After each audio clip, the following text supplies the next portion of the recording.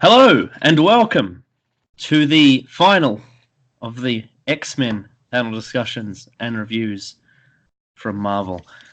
We are here reviewing Dark Phoenix from this year, so we finally caught up in this series. We've gone all the way from 2000 to 2019. It's almost like we've gone through our entire life from like being a toddler to now in films, and it's very bizarre. It's very bizarre. We've done it over the space of a few months. And we're finally here at the end. Conclusion. We'll finally say goodbye to this goddamn series that's been going on for way too long. Alright. It's free.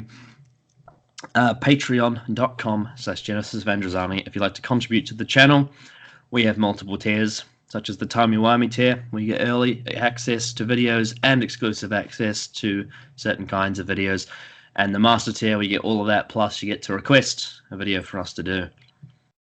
Twitter.com/GeandraZani if you'd like to get in contact with us or just see what we're talking about, because that's always fun. Okay. Now, with those plugs out of the way, we'll start with Callum, who has been our guest on all of these reviews. Every single one. I've been through this entire X-Men journey. Yep, you were there for all the Spider-Man ones too, I believe. Yep, all the Spider-Mans, and I only missed about a couple of MCU ones. It was during sort of Phase 2. And from what I remember, the last time that you missed one of these reviews was Guardians 2. I think that was it. Yeah. So that was a long time ago. So you've been on here consistently all throughout. Consistently consistent. Yeah. I'm pretty sure at this point you might actually be our most featured guest ever. Maybe. You may, because I know you've definitely been on more videos than Jake. Yeah. I'm pretty sure you may have been on more videos than Adam at this point. I'm not. Yeah, these reviews have very much helped my guest appearance list in the rankings. It's certainly, if we're talking screen duration, definitely. Oh, yeah. yeah. Though I'm not 100% because Adam has been on a lot, so maybe if someone. Though he hasn't been on a lot of the reviews though. He's only been on a couple. It was all MCU ones. Yeah, but he's been on the Doctor Who videos. Yeah.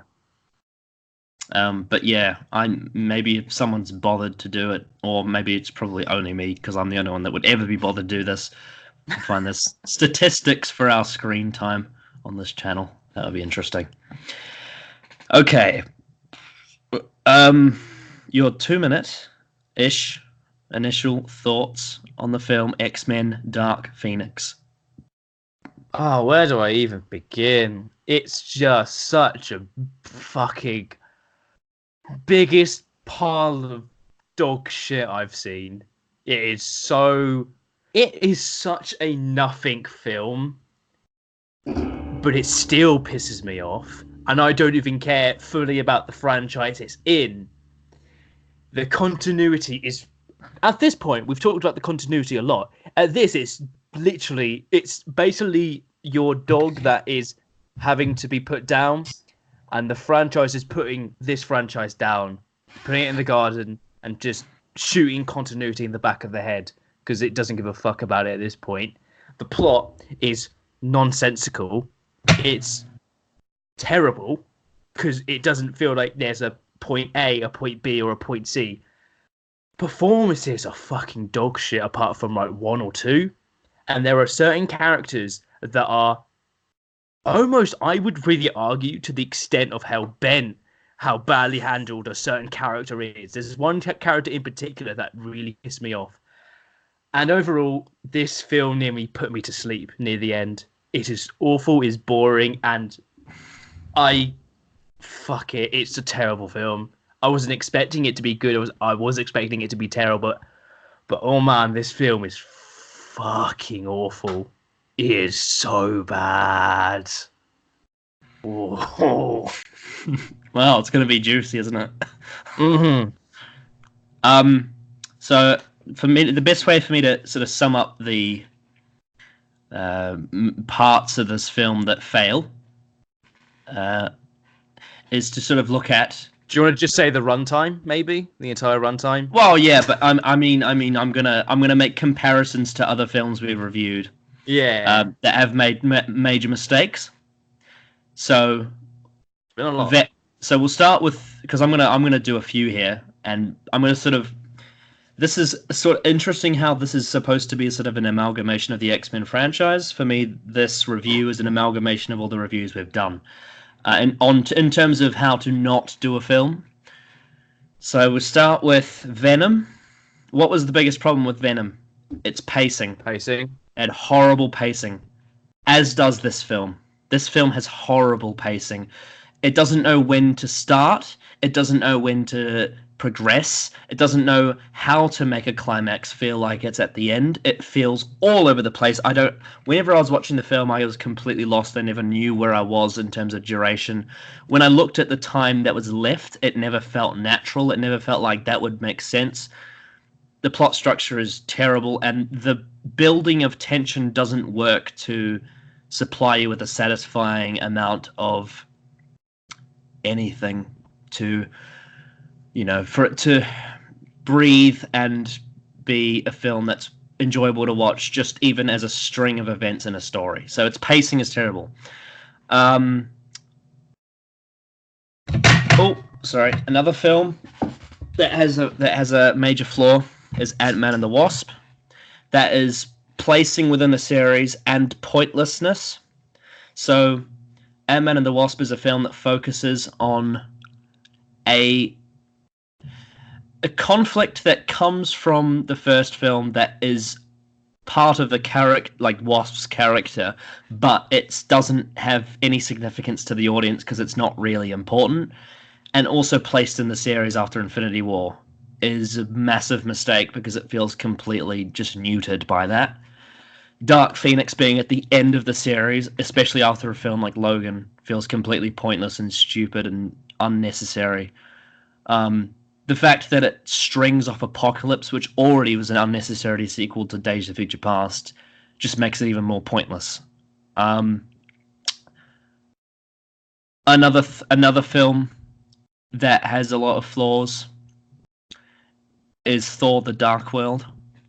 Similar to Apocalypse, because we compared Apocalypse to Dark World in terms of its tone, where it feels so labored and trying to be sinister, but ultimately being dull. This film has some of that. I wouldn't say it's necessarily as grey as Apocalypse is, but it has enough of it for it to make an impact on my viewing and make me bored watching it. And also bad comedy. This film has bad comedy the same way that Apocalypse has bad comedy. But not only is it cheesy, it's nasty, it's poorly handled, and it's really wrong-headed. Another film that has a lot of flaws is The Incredible Hulk from 2008. And one of the biggest problems that film had was its over-reliance on the tropes of comic book films, in the sense that it has lazy romances, it has lazy CGI action scenes, but no substance to it. It's the main character is miscast completely, does not feel natural in the role. Except this is worse because the actress can't even fucking act in this, unlike Edward Norton, who is a good actor but is completely miscast as Banner. Sophie Turner obviously was much better in Game of Thrones, but in this, she's not good. That's another film that it's similar to, that's bad, that we've reviewed. What else is there? I mean, X-Men Apocalypse, it's a sequel to that. And if anything's a sequel to that and is any way similar to it, you know you're doing something wrong. Captain Marvel. In a lot of ways, this is, in terms of, the film being centered around Dark Phoenix, this is X-Men's equivalent to Captain Marvel in the sense that it relies on some very questionable choices that surround the motivations behind the characters and why they do what they do without actually giving them anything beyond this weird warped idea of what a superhero is and what a female role model is, and I don't like it. And hell, this is even similar to The Amazing Spider-Man 2 in the sense that it mischaracterizes people that we've gotten to know, people that we like, characters that we have been invested in from other films or other media that relate to these characters.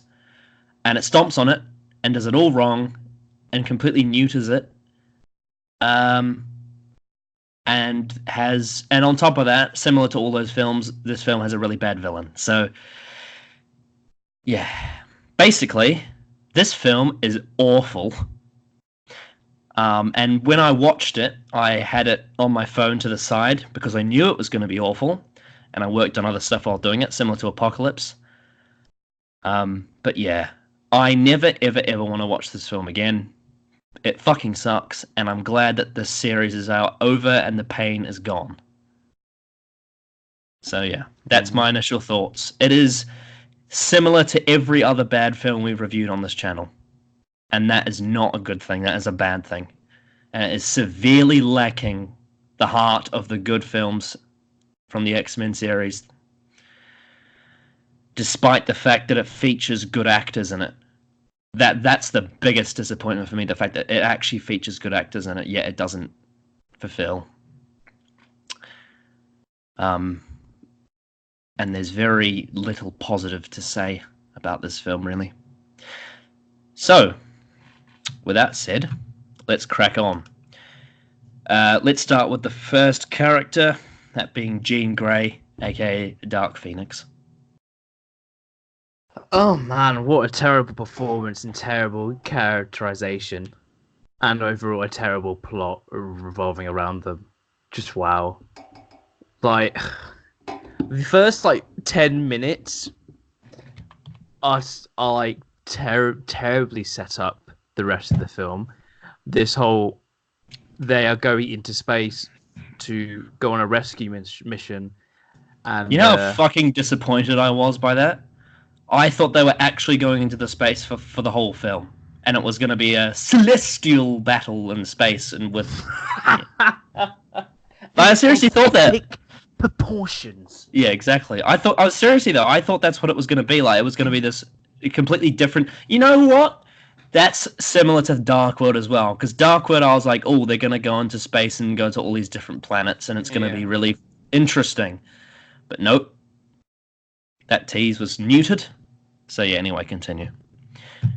Yeah, that opening was really, really badly done, and if God, the moment when they think Jean has died, that is terrible, facial acting from every character in the plane, especially Cyclops. I was just like, that's such a dumb face to pull when someone's just died that you think has died. Oh God! And the opening I think is really bad, and it's a shame because the concept could have been really, really cool. Then they win the day, they go back, and Jean's like, "Oh, I feel great. I feel so good. Oh, I feel better than ever." It's just like, okay, we know how this is going to go. Then it's pretty apparent. I mean, that's not inherently bad, but it was kind of obvious. And then you have this film a whole desperately needed the other actress who plays Jean Grey. Desperately. Yeah. As bad as Last Stand is, she was at least a good actress. It's just like she was really good in X-Men 2 and the Wolverine. Yeah. Yeah. Sophie Turner is terrible as her. I hate this film has only 5 lines of dialogue for each character, and for her it's like, when I go bad things happen and I hurt people. She says that 5 times throughout the entire film, and that's it. There's no. It's this stupid inner demons thing which is executed so poorly in its writing. The dialogue that they give Phoenix is terrible and it's so limited and it doesn't feel like you connect with the character because it's the same thing over and over and over again, and she keeps going from each character to another character and saying the same things, but there's nothing different between the scenes. It's just the exterior setting of the environment, and that's it. It's the same dialogue choices between all the characters, and she is the worst at it. Her dialogue is awful.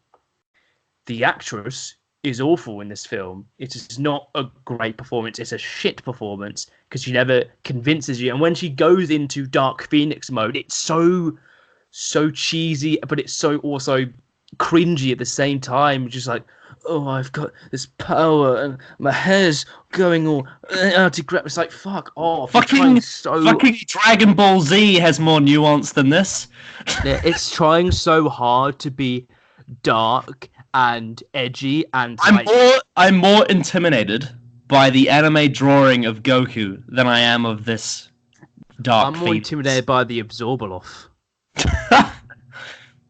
Because at least that is pretty funny and it's on purpose, and the dialogue's pretty decent. I'm more intimidated by fucking Yugi turning into the Pharaoh. Tastes like chicken. Yeah, it's just it's like whenever it goes. I think it is at its worst when she goes into Dark Phoenix mode, I think. But when she's like sort of resenting it as well, I think it's also just as bad. It's just, I can't stress enough how goddamn cringy it is. It's just so cringy, and it's like her whole arc and her plot. It feels like it just goes in one direction and it doesn't go beyond that. It feels like it just keeps. She just suddenly's like, oh wait, I'm remembering now what that Professor Rex does care, and it's just like, okay. It's just, I hate her plot because it's just stagnant. It's very stagnant. Yeah, it's like her whole plot is that can't control this thing. That's fine if that's the plot you're going with. It's not good, but fine. But then it doesn't develop more than that. She has this new mentor who's her mentor for like 20 minutes and that's it. Who's, by the way, I recognize the actress, but she's in it too recently, isn't she? I'm trying to remember the actress who was in it, but who played the quote unquote villain of this story. She was terrible, and her scenes with Jean were pretty terrible because it was just trying so hard to. Was it Jessica Chastain? I must have been. I think she plays a character. Her performance. Vuk or Vuk. I don't know. Okay, no, I can't remember. But her performance was terrible. But, oh, fuck yeah. We'll get to her later. Yeah. I beef with that character. Ooh, yeah. Yeah, it's just Jessica Chastain.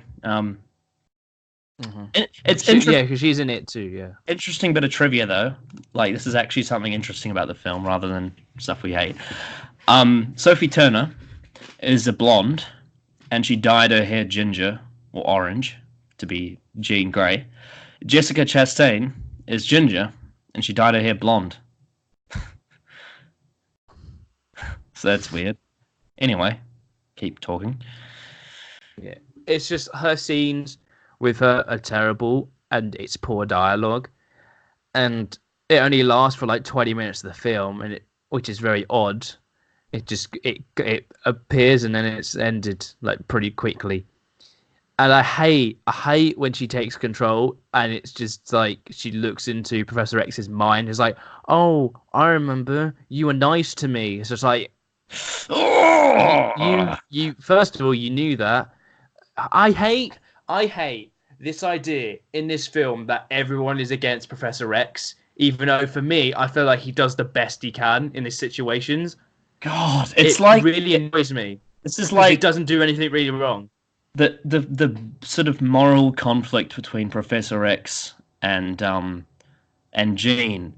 It's like they're trying to go for the whole Civil War thing, but it's done in the absolute worst way possible. It's so awful. Yeah. It just doesn't make any sense. It's so weird, and I don't know why. Don't know why people. Anyway, It's I hate her whole arc. I hate because it's not an arc. It's just her getting over. It's like, I can control it. I can control my emotions. It's just like, okay, there wasn't really any real build up to it, and the ending is so anticlimactic. It's so. This film feels like it just happens.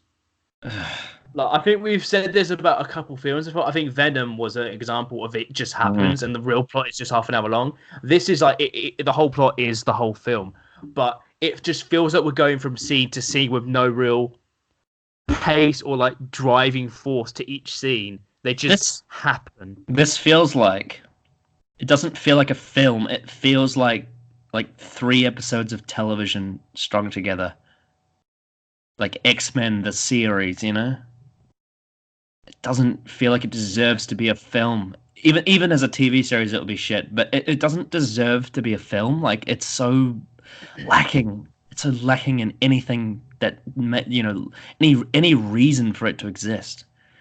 It doesn't even need to happen. Like, we already know she's the Phoenix. Why do we have to have a whole film to herself where nothing happens? Yeah, and like you said, I hate it.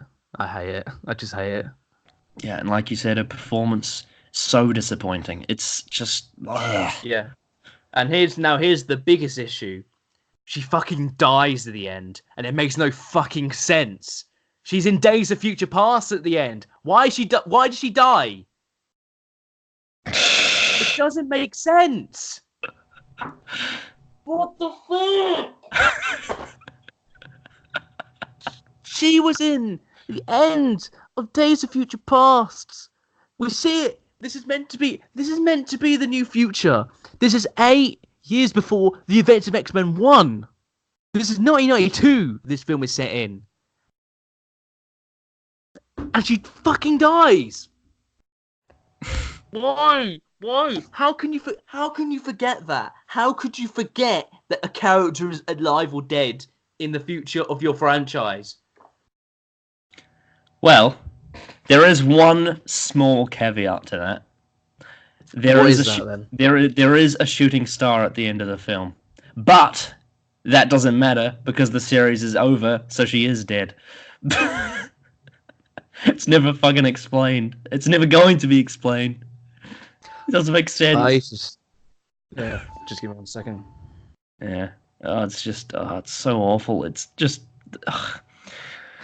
God, horrible performance, horrible character. Just, why would you do this? Why would you do this? Oh, I hate. You know, I hate the most. It's going a bit into like the music. I hate her theme. I think it's so pretentious. I think it's so like or whatever it is. It's just like, come on. And they play it every single time she goes a bit dark phoenixy, and they do it at the end with the whole Phoenix in the sky thing. Right, that's the final shot. That's the goddamn final shot of this franchise. Maybe, because I do think there is a future X-Men film called The New Mutants coming out in 2020. But as for this whole like franchise with these characters, this pretty much is the end of the X-Men franchise, the core X-Men franchise from X-Men 1 all the way to here. The prequel trilogy, which now turns into the actual trilogy, really, is now finished. That's all done. That's all wrapped up. The final shot is of Dark Phoenix in the sky, and it doesn't make sense. It's just like that's this franchise, and it's a shame. It's a real shame because I don't like this franchise. I'm just gonna say now, after watching all these films for the first time in my life, I do not like this franchise. I think it's a shit franchise in an overall sense, counting every single film. With some good films in it, but as an overall package, this film was so mishandled, misguided. It was treated like shit, and the people who produced all these films, they didn't care about the continuity, which is the biggest thing. And this film is just the icing on the cake, really, of that, where they just don't care. We'll have this epic moment here where she sacrifices herself, even though it doesn't make any fucking sense. We'll just do it, and it'll be cool. Because fuck this franchise. It's a real shame because I really wanted to like this franchise. I really did. From First Class to Deadpool was like the best run this franchise had. Mm-hmm. And then this last sort of stretch from Apocalypse to now has been so bad, and it's a shame that Logan is within that because it feels like it should have been after Deadpool, you know. And then you have like 5 good films in a row. It's just like, ugh. This franchise is just ugh. And this film, it is probably the worst objectively, and I probably hate it the most because it nearly made me go to sleep and also pissed me off at the same time.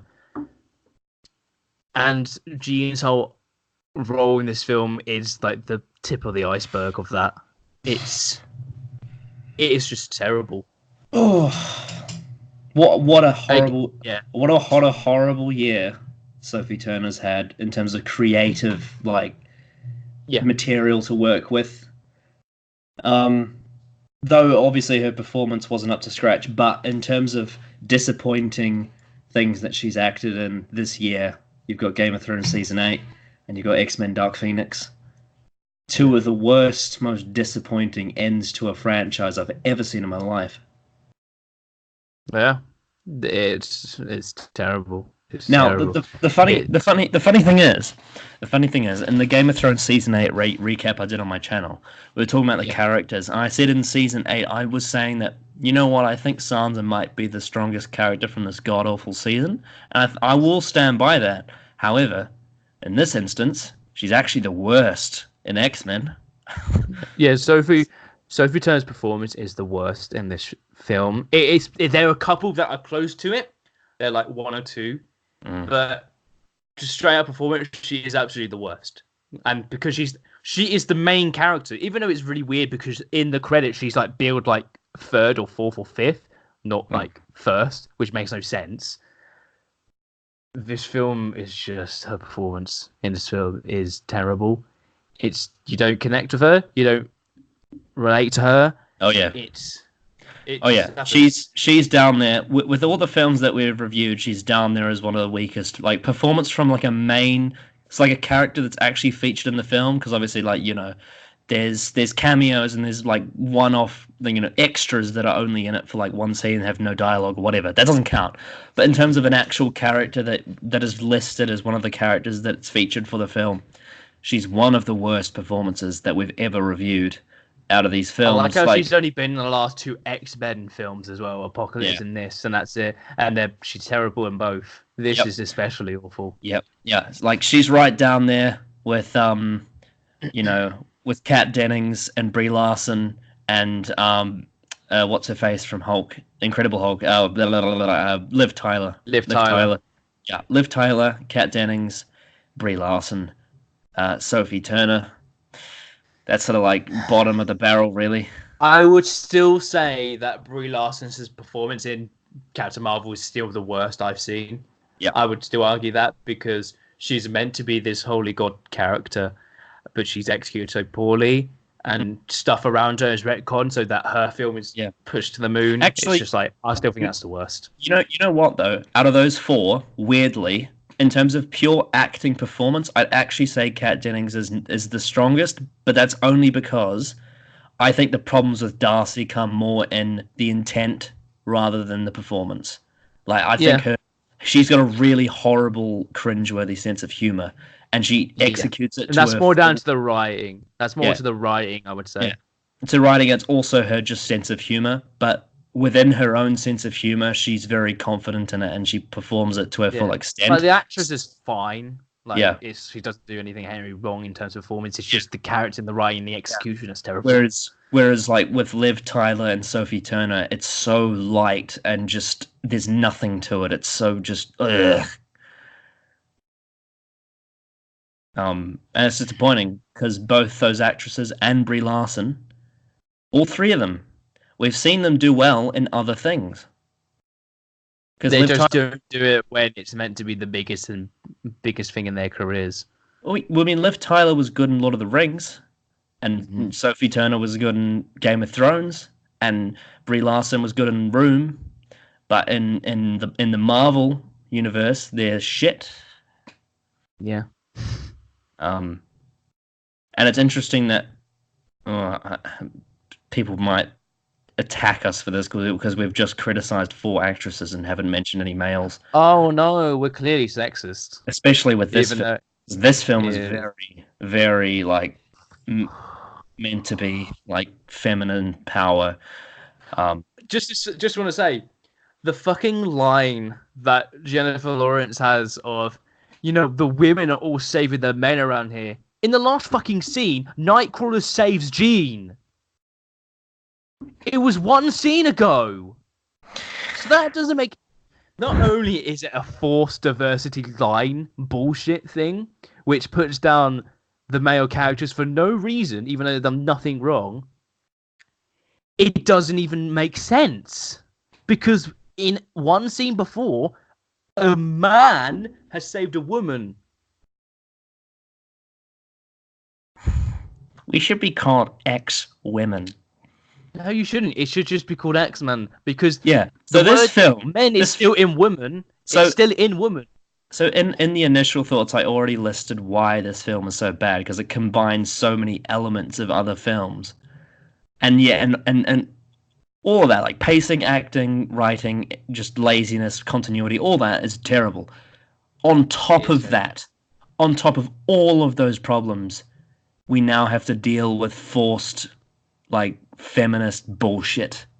Yeah. It's so ridiculous. Like, Why can't we just have female characters that are good? Why can't we just have characters that are female, that are good characters, that are written well with good performances? It's not impossible because, the franchise like Alien exists with Ripley. Mhm. There's like Black Widow is great in every film she's in. Buffy Scarlet the Witch is good in most things. But So Buffy I don't get Buffy it. the Vampire Slayer. Buffy the Vampire Slayer features women as the main character, and they're the only ones that can have the power, and that's fine. But it doesn't force it down your throat. It doesn't make Yeah, it like, it's oh, not- the women are it doesn't make better a than point. men. Its intent isn't because we're just doing it because we want to have women front and center. It's that no, we just want to have good characters, and these are the best actors and actresses, to do that. It's Yeah. like it's like good representation is when it just puts on good performances, good writing, good characters. That's how you should do it. You shouldn't have to like force it, because then when it's bad, it represents that corner of the female population. It represents them poorly. Mhm. It frustrates me that all of these films that are trying to promote female empowerment are shit. It's just so annoying because it's like, wouldn't you I want? would love a 10 out of 10 female-led film. I would love it because it would, first of all, be a good film that I would watch with good writing, good direction, good performances. I don't give a shit if it's male or female. I just want a good fucking movie with good characters. That's all I care about. And that's what the people who are criticizing these films are saying. But people are like, just because it's a female, it's like, oh, you're clearly a sexist. It's like, no, we just want good movies. Yep. Oh yeah. Oh, there's plenty of examples of great female characters. Plenty. And I'm So- sorry, but this film is fucking awful. You can't defend this film. You can't say that it's good because you are absolutely wrong, because there is clear evidence to what we know as film critics, what we've seen examples of other films where they've done it well. We can look at this film, judge it against those, and say, no, this is poor because this doesn't work here, that doesn't make sense here, that looks really bad compared to this. We're judging it objectively, and this film is objectively one of the worst films ever. Just period. Not even just superhero films. This film is fucking terrible. Yep. And Jean Grey is the worst of that. She's the worst character. Well, worst character. I have one person that I really, really need to. I'm gonna have a lot of words to say because it really annoyed me. Almost shockingly so, but it really did annoy me. But she's definitely maybe the worst character in this film. Definitely the worst It is performance. terrible. Worst performance, out of doubt. She's fucking terrible. And it's a shame because I wish that this film could have worked. I wish. I think what they set out, it never would have worked because the plot is so nonsensical. But I wish that the performances were good, the writing was at least decent, and the effects were at least decent. Because if this film was good, then it would have been a nice finale to this. Even though it's a very muddled franchise, it would have been a nice conclusion to a series that has had its ups and downs, with its highs being extremely high. And it's a shame because this film just shits all over that. Mm-hmm. I wanted this film to be good. I didn't think it was going to be, but I wish it was good. Yep. Okay. Are we done with Jean Grey? Yeah, because I've all I'm going to say now is that she's a shit character, poor plot, poor arc. It's not executed well. It's not written well. The dialogue is terrible, and the performance to count it all up is terrible. You know what? Honestly, like, I'm gonna throw a bone to a film series that I absolutely despise. Fucking Gwen Stacy from The Amazing Spider-Man 1 and 2 is miles better than She this. is miles better because one, Emma Stone is a great actress and she does a great performance. Two, you can actually buy the relationship between her and Peter. It's not executed perfectly, but you believe the chemistry, so you get invested in it to an extent. No, don't get me wrong. I fucking despise those films, especially the second one, especially the fact how Peter's characterized and his motivations. But honestly, when she dies at the end of the second one, is better and makes sense and actually has somewhat of an impact, much more than when Dark Phoenix dies at the end of this film. I would rather, even though I hate Amazing Spider-Man 1 and 2, I'd rather watch that than the last two X-Men films. I would rather watch those than Apocalypse and Dark Phoenix, because at least it's a character that I am fond of. And it's got at least some good performances and some good CGI action scenes and stuff. Yeah. These last two films don't have that. They don't have that charm to really, even if what you're seeing is not executed well, to be like, you know what? I know this isn't great, but I'm still having a good time with it because of this and this and that. This film has none of that, and especially Apocalypse as well. Just has none of that. It has no charm. There's that scene in the first one where he's like, he goes to Lizard's house before he's a lizard, and he like does the math thing, and like that's cool. This film has nothing like that. I'm fucking praising Andrew Garfield. That's how bad this film is. Yeah, and he's like in no fault of the actor. Like his performance is fine, but it's brought down. The reason his performance is brought down is because of the execution of his character, because it's poorly characterized, because it's not Peter Parker. Mm-hmm. But yeah, I mean they're both bad films, but I would definitely say that franchise is better than the last two X-Men films with these characters. I would confidently say that. Yeah, it's yeah. It's just shocking because though it's really shocking because Amazing Spider-Man films are really bad too. They're also bad. Oh yeah, no, with somehow this has eclipsed Avi Arad. Which is very odd because Avi Arad started off this franchise as well. He was also part of the first couple films. Yeah. But somehow with him out of it, these films are worse. So that's really odd. What a weird arc Avi Arad has had within these reviews when it started off in Spider-Man. He's had a really weird arc. I think he just realized that X-Men wasn't going to make money and Spider-Man was. So he put it. It did. There. And look at him now. Look at him now. Yeah, it made $1 billion. 75%. You go, mate. Yeah, $1 billion, and it's gone in and out of the MCU. Oh yeah. Oh yeah. Tom Holland is like his favorite person now in the world. Yep. As is Tom Hardy, because he plays Venom, and Venom's his favorite, as we all know. And Jesus Christ, Venom 2 is going to be interesting. But hey, you got Andy Serkis directing it, so maybe it will be fun to look at. Maybe. Is he going to be acting in it? He might put himself in there for something, so that'll be funny if he does. So Venom versus Snoke. We finally get the explanation for Snoke in Venom 2, not Rise of Skywalker. Anyway, Charles Xavier, aka Professor X. Man, what a poor I feel so bad for James in this. I feel so bad for the actor because his character is so put down, and it really annoys me because the character really doesn't do anything wrong. Like, I get the film is going for this. He oppressed Jean, but it was for her own good. Like, and everyone's just shitting on him, saying, "Oh, it's your fault that Raven died. It's your fault." It's like, even though it's not, like, it wasn't his fault. He couldn't have predicted that a massive solar flare went into Jean and would have made her go crazy and kill everyone. Somehow, they managed to make him more pointless in this film than he was in Apocalypse, and he was fucking pointless in Apocalypse.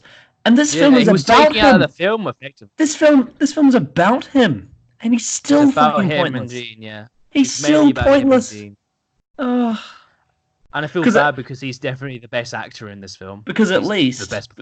Because at least at the end of Apocalypse, he actually had an impact on the story. Yeah. God, this film sucks. Yeah. Oh, it's a shame because you can see James McAvoy is like he's putting his heart into it as much as he can.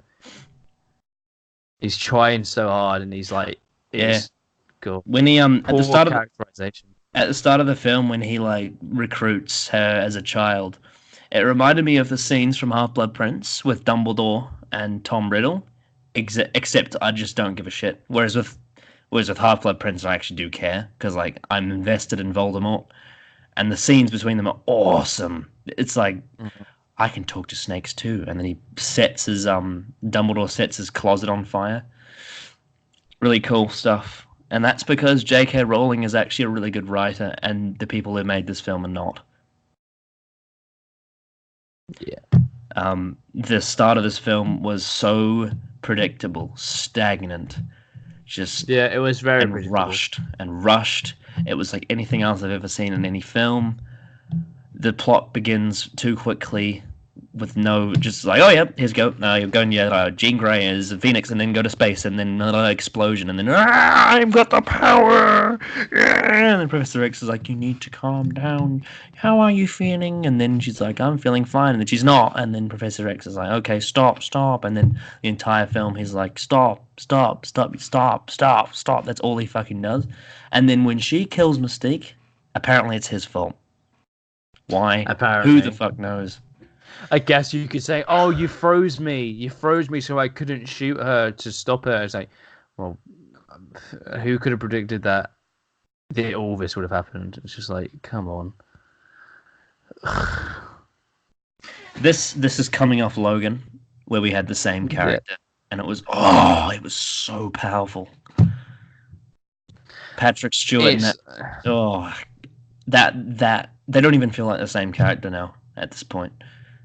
It's so apparent. It's sad. Yeah. God, just why? Why would you make this character so pointless? You know what I just noticed? So I have the film up right now on my other screen, and Raven's just died. And you remember the whole thing where she has blood on a Phoenix had blood all over her shirt? She didn't when she flew away. There's no blood on her at all. At least I think there's not. I'm going to rewind it because that's another continuity mistake and a half. That is, if that's actually true, if that's actually what I've just seen. Yeah, she's got no blood on her. There's no blood on her whatsoever. Her shirt's completely clean. And they made a whole point. It's like, I've got blood all over my shirt. Whose blood is that? It's like, you couldn't even just CGI blood onto her shirt. Gosh. But yeah, there's the scene where he gets like picked up out of his wheelchair. That was very gross. That made me uncomfortable. Yeah. I mean, you know what? I'll say that's the only probably part when I'm like, oh, that's actually a pretty decent thing, but it's revolved around shit. So it's just like, it could have been in a better film. So it's like, I mean, I think the concept of it was pretty interesting. I think the execution isn't too bad, but it's just the scene within it's in. That's just like, oh, okay, that's cool, but it's the rest of it's shit.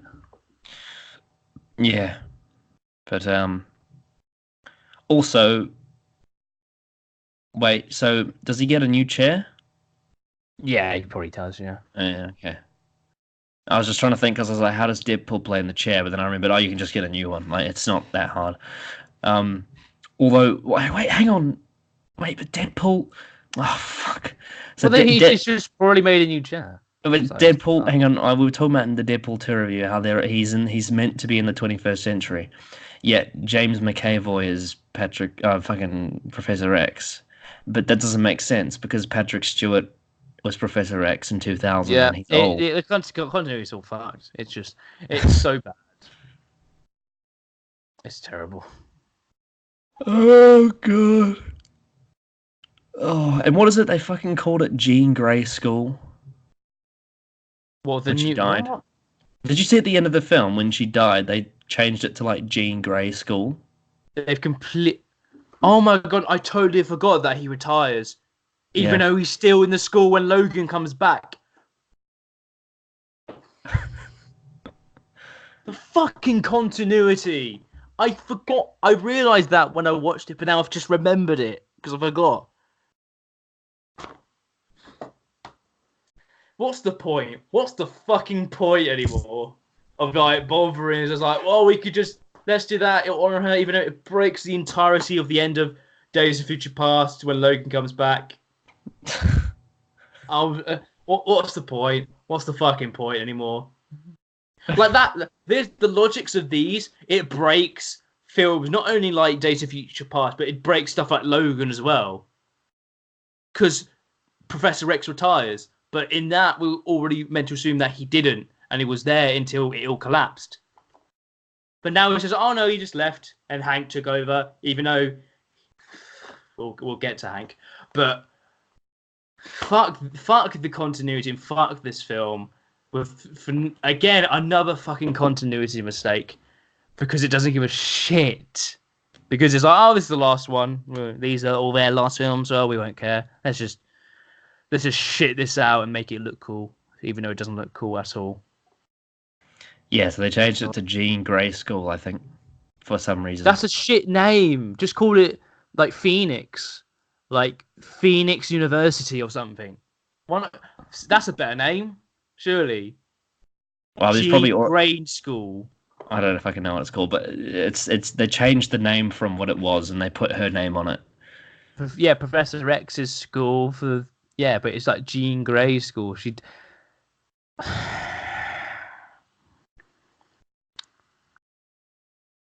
God, Jesus Christ.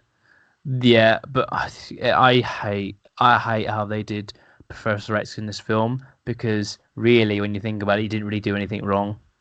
Mm-hmm. Yeah, this whole film is basically trying to get him to admit that he was. For wanting to help her. Yeah, for wanting to make sure that she wasn't feeling trauma for taking her in. It's just like... I mean, are we missing something? Is there some crucial element we're missing here? I don't know. I just feel bad for the actor because he's the best performer in this film. By a long shot. Like, he puts on a great performance, I would say, but it's just right that brings it down. Even though Apocalypse was a pile of garbage, yeah. I actually liked the way it ended, where like the door closes on him, and that's the end. Yeah. The end of that was a sick shot. That was great. And that's like the end of prequel Professor X. But no, we get this film, and God, why does this film exist? It didn't need to. The prequel trilogy was complete. 3 films, it was complete, and then they had to stick this one on for like no reason. Take this film out of the franchise, and it would improve, and it wouldn't matter. You can take this and Apocalypse out. Just leave it at Days of Future Past, and then have Logan and Deadpool. That's all you need. That's all you needed. But nah. Fuck's sake. Oh, God. His character was not completely butchered, but was very poorly written into the story, how everyone blames him, and I hate that. But the actor, he was the best performer in this film, without a doubt, by a sky mile. So Mhm.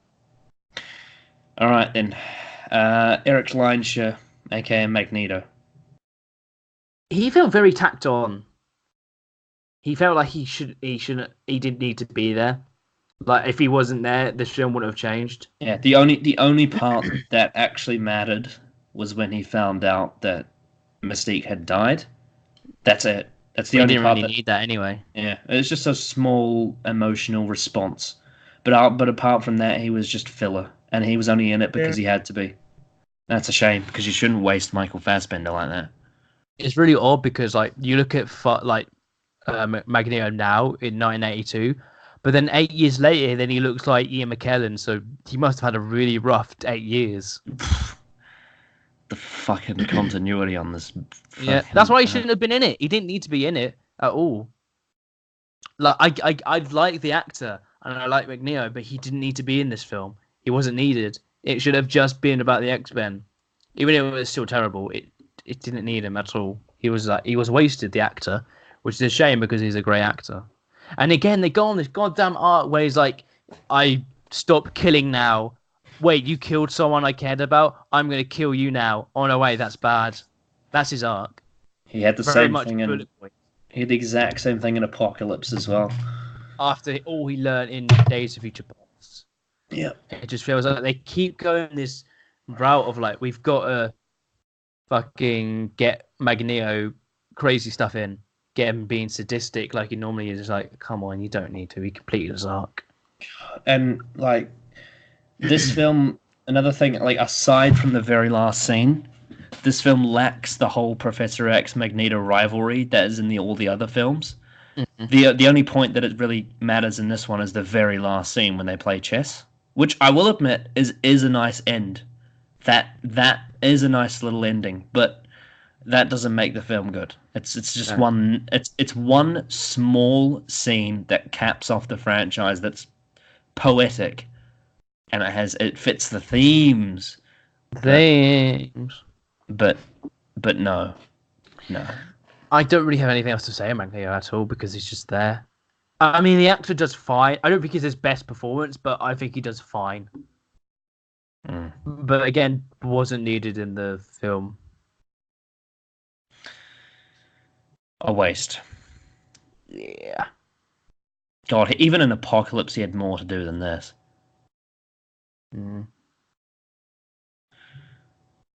Because at least in that one, you had the whole thing of like he'd lost his family members, whereas this one, it's just like his attachment to it is so bare.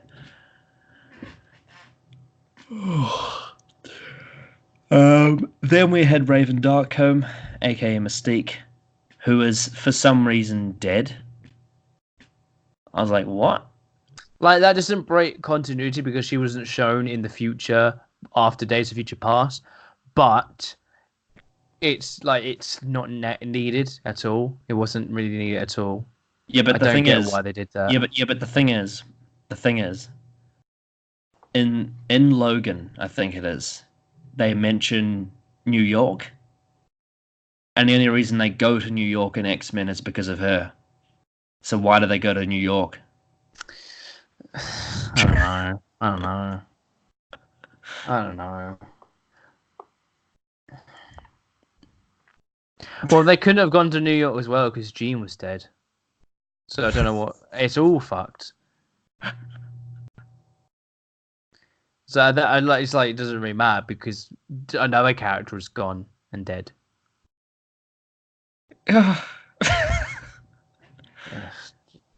And Mystique in this film is completely 180 from the last film. Again, she keeps flipping her character. She's pissed at Charles for no reason. Oh, we went on a mission and we could have died. You know, like every other film we've been in. And she's and in this film, obviously, she gets none of her actual Mystique character at all. She doesn't do anything. Yeah, she's just. Her makeup was awful as well. I think. I think the Mystique was like really shit. It was like it was absolutely the worst one. The only compliment I can give Mystique is Jennifer Lawrence ages like fine wine, but that's Yeah. it. Yeah. That's all. Yeah.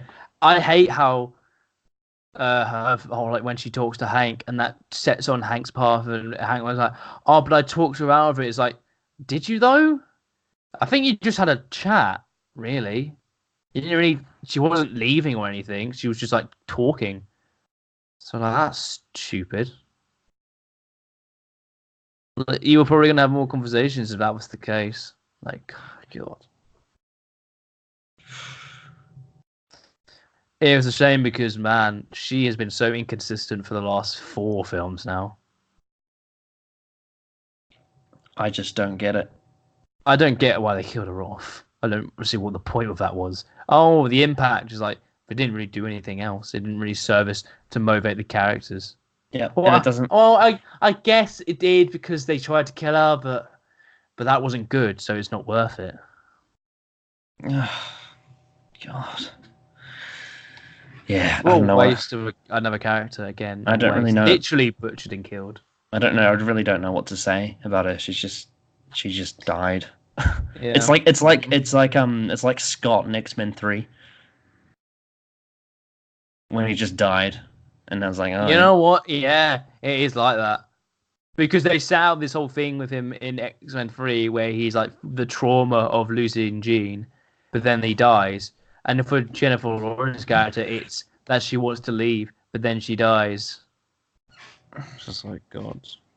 yeah, and it annoys me because Mystique is really good in Days of Future Past, and That's the only X-Men. good film she's in. Oh, I'd I'd say say, in this I'd say, franchise. oh yeah, I'd say she's good in X-Men 2 as well. Those Oh two. yeah. I do like that Jennifer Lawrence's like portrayal of her. Days of Future Past is the only good one. And then X-Men 2 for a bit Rebecca Imogen. Those two are the Yep. the ones where I'd say they nail Mystique. In X-Men 1, she's cool, but she doesn't really have a character. And then everything else, she's just shit. or just bland and not even... I don't know. Fuck this franchise. Alright, I think it's time for you to unload on Hank McCoy, aka Beast. They completely fucking butchered his character. They fucked his character so hard. Him wanting to kill Raven is stupid. That's not... Oh, not Raven, sorry. Dark Phoenix. After Raven's death, he just like, oh, I want to kill her now. It's just like, are you fucking kidding me? She's clearly under a control that she can't control. She can't control what she has. And it was an accident, but it was like she didn't physically try to kill her. But then Hank's like, you know what? I'm gonna fucking kill her. I'm gonna kill her now, and I'm gonna go get Magneto because he's a killer, and you know he'll want to kill her too. In my head, I was like, but wait, he's at the end of Days of Future Past. He walks by Logan, and he's like all nice and chipper and stuff, and it's just like that's not the same character. His character is not. This is not Hank. This is not Hank. This is a different character completely. This is the biggest butcher of this film for me as characteristics and like how someone is characterized. He is not this character he's been portraying for the last couple of films now. He's completely different because he would never go and straight up say, you know what, I'm gonna fucking kill this woman now. I'm gonna kill her. It doesn't make sense. It doesn't make any sense. And then he's been given the role of the principal at the end of the fucking film, even though he tried to fucking kill the person who's named after the school that he is principaling. It doesn't make any fucking sense.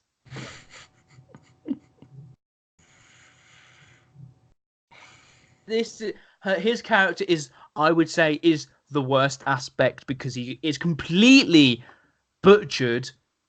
Not as bad as someone like, what's an example? Like, okay, the Doctor and Hal Ben. It's not as bad as that, but it's that level of this is not who he is. This is straight up. It's not who he is. He doesn't. There's no build up to this at all. It doesn't make any sense because he would never do that in the previous films. It's ridiculous. It's fucking stupid. And again, he becomes the goddamn fucking principal of the school that's named after the person he wanted to fucking kill. Fuck this film. And I'm so sad because I like the actor, but the character is completely fucking butchered and thrown to the waste. Yeah. I remember when I saw the scene where he went to see Magneto, and then Magneto's like, if I see her again, I'll kill her. And then Beast is like, yeah, I know. I was like, what the fuck? What? Why? What were you doing? I thought you were just like asking her like where she is so we could save her. It's like, are you kidding me? You actually going to go and kill her? Fucking hell.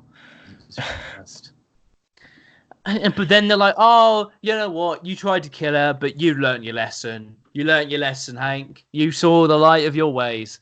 It's like, are you fucking kidding me? And you make him principal. Fuck this film. Fuck it. It's so dumb. It's so dumb. It's so dumb. It's so dumb. It's so dumb. It's so fucking dumb. Yep. That's all I've got to say. Because there's nothing else to talk about. There's nothing else to talk about. That's literally his whole thing in the film. And it is fucking stupid because it's not this character. It's a complete 180 on who this character is and what we've learned to know about him in every single film we've seen him in. So stupid. Yeah, the only thing I can sort of say is when Mystique dies, I like the performance from him, but that's it. Just the acting, but that's it. I think it's not great, but it's fine. It's serviceable, but because it's surrounded in shit, it's then not good. Well, yeah, true. And also, she has the same death as Logan, like where it's like stabbed through her. God, yeah, she does, and that's wow. Well done, Phil. Way to not undermine it, but make it feel. Oh, you know what? Okay. You know what? Deadpool 3 needs to diss the hell out of this film because that would be great. Please. I don't care if the film suffers for it. I just want them to fucking bash this film because how bad this was. It's so stupid. Yeah, that's all I've got to say on Hank. He's you know what they should do? You know what they should do? They should have Deadpool hook up with Kitty Pryde and have like a time travel film where he fixes all the continuity.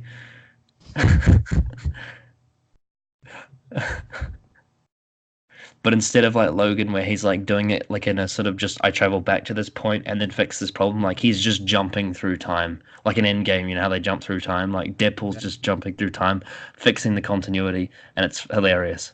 That would be a great film, and it would be fucking. It's a literal satire film. Yeah, a commentary on how shit the continuity of the series is. I reckon they could make it funny. Yeah, they probably can. Yeah. Anyway, I don't have much to say about Beast because you basically I've said it all. Everything about him because that's what he does in this film. So we'll move on to Scott Summers, aka Cyclops. I don't know what to say about him. I don't. He's terrible. The actor's performance is so shit. So he's constantly doing this goddamn face, even with the fucking specs he has, of like, oh no. It's like, fuck off. You fucking keep your mouth closed. Jesus Christ. Yeah, it's like Daisy Ridley, but worse. Again, the chemistry between him and Dark Phoenix doesn't fucking work. Nowhere near as much as, and even then, like I was gonna say, like nowhere near as much as the original trilogy one does, but even then, it wasn't good either. That wasn't good either. Yeah, they didn't get shit all to do. And again, like how many fucking films has this guy been in? How many films? 2 now. No. Oh, but this one too, and the other one is like 5 or 6. He's had 3 different people play him. So he was in X-Men 1, 2, and 3. He was in Origins, and he was in First Class, right? Or was it? No. He was in Apocalypse. Apocalypse is first one. Apocalypse, yeah. He's been in 5. No, 6. 6. Yeah. So he's been in 6 films, and he's had nothing. Yeah. Worst character in the X-Men franchise. Not because like you do anything bad with him, because they literally do nothing with him. He does nothing. He is the worst. He has so much potential, and they waste they waste it all every single fucking time. Yep. I mean, I would Actually, say no, he's had 7 because he was in Days of Future Past, but it was just a cameo. So he's had Yeah, 7 true. appearances, yeah. and they're all shit. Actually, no, Days of Future Past is fine, but the rest is all shit. Mm-hmm. And another character that's been in probably like 7 films now. 8, I think. No, hang on, 7. Oh, wait, 6. I don't know. Storm. Again, Ian does nothing. Does nothing. She's nothing. her and Cyclops do nothing. Move on. She does nothing. She does nothing. Nothing. I mean, this is the last time we're going to talk about it. I just want to make it very clear. She did nothing. Absolutely nothing. She dies once. The most she ever did was the original 3 films, and she does nothing in those. She gets more screen time. No, the most she ever does is X-Men 3. That's the only film that she ever does anything like more than just filler. And in that film, she still has absolutely no character. Yeah. Halle Berry's attractive, but don't fucking care.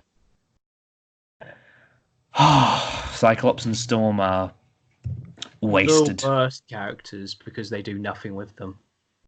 Mm-hmm. Fucking even Rogue had more character than those two. And she's only been in 4 films. Because one of them was a cameo. And one of them was cut from like an extended director's thing. She's only in the first 3 films, and even then, she only has a real plot in the first fucking film of this franchise. And she does more. And she's not good. And she's not good. It's like, come on. Jesus Christ. Nightcrawler. For some reason, they gave his like when they were in the train. For some reason, he like had this weird thing with one of the officers. For some reason, like my kid used to be a fan. He's like, and then he releases them all, and then he dies, and Nightcrawler's like, no, don't die, and then he goes fucking berserk. God, that whole sequence was so weird. I didn't know why it was happening. It was just so. I'm angry now. He's dead. You know what it felt like? I was talking about Civil War before. It feels like the scene in Civil War where they're like all like the superheroes are jailed up, but it just doesn't make any sense. It's like, what the fuck is happening? Why are they all jailed? Like Professor X clearly was like, is clearly not a bad person. So why are they locking him up? He received an award in this film. Why would they lock him up after just one person going berserk? Doesn't make any sense. Yeah, and not a big fan of Nightcrawler in this or Apocalypse. He's very cringeworthy as humor. It's so it's nowhere near as endearing as Alan Cummings is in X-Men 2. And that's his only appearance from Alan Cummings, and it's just that one. Yeah, because he's like weird and quirky, whereas Nightcrawler in these films is just odd. It's very well, yeah, because he's socially awkward. That's very clear what they're trying to do. But it doesn't work. It's so painful. Then we've got Peter Maximoff, aka Quicksilver, who has he has one scene where he does his He's taking out of the film. He literally gets taken out of the film. Yeah, but just like Apocalypse, he gets this one super speed scene, but it's in it's 5 seconds though. Yeah, and it's in the first 10 minutes of the film, and then after that he's done. Again, a waste. Yeah. God. And then we've got our main villain.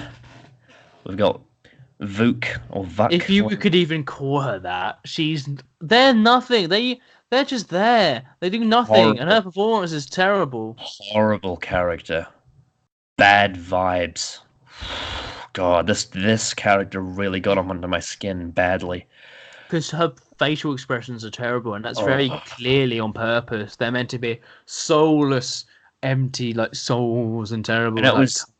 Oh, the dialogue was awful. It was so bad. It's like, You have harnessed his power. Your friends have betrayed you. Now I will lead you the right way. I'm pretty sure I mocked And then Apocalypse. takes the cow, and then she takes the power for some reason. What, she has to be willing to give her power? It's like, And I mocked Apocalypse for having the same cheesy shit. This is even Yeah. worse. This is even worse. it's way worse. Because at the very least, Apocalypse had a nice, like, foreign language. Hey, I'm from ancient times. I am big monster. Whereas she is just, oh yeah, here I am. I thought she was gonna have a way bigger role in the film than she did, but she was literally in there for 20 minutes of the plot, and then that was it. Also, the CGI when they were like Fuck. hugging was terrible. I fucking hate the scene where she meets Jean in the bar. Mm-hmm. It's just, God, it's bad.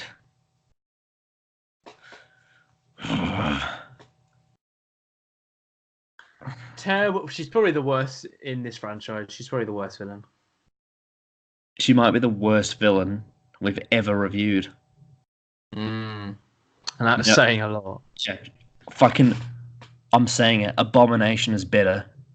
Abomination's better than this character. Abomination's terrible, but At least we have a CGI fight to watch. That's a mild of entertainment value. yeah, it's like, it's like if you simulate like a PS2 SmackDown versus Raw game with two heavyweights. Yeah. It's like that. Whereas with this, what character?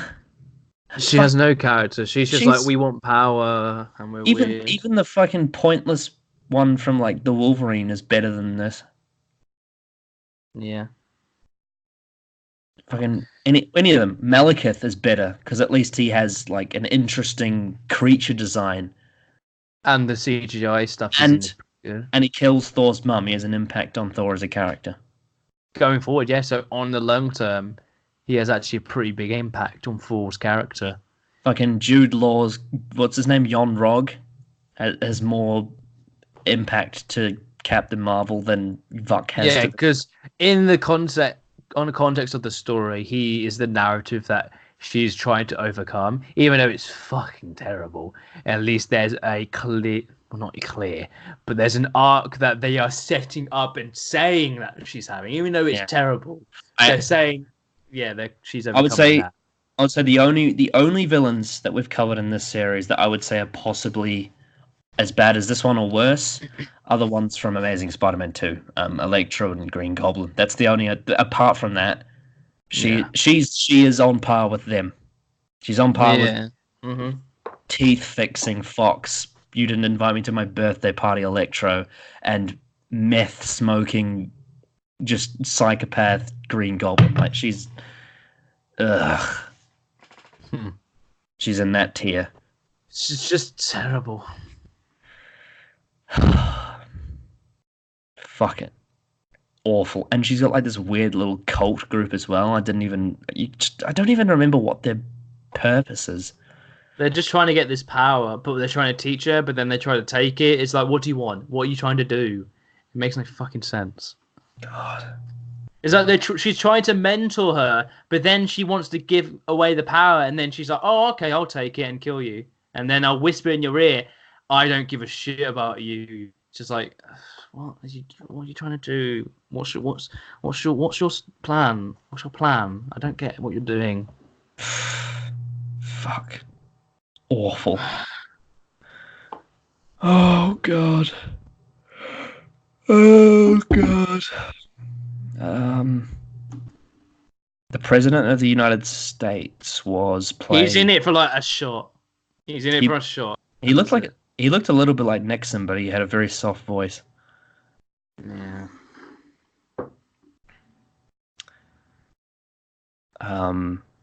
No, apparently Colossus was supposed to appear, but he didn't.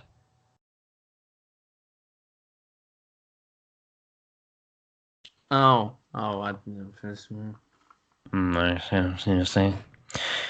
Are there any other characters we want to cover?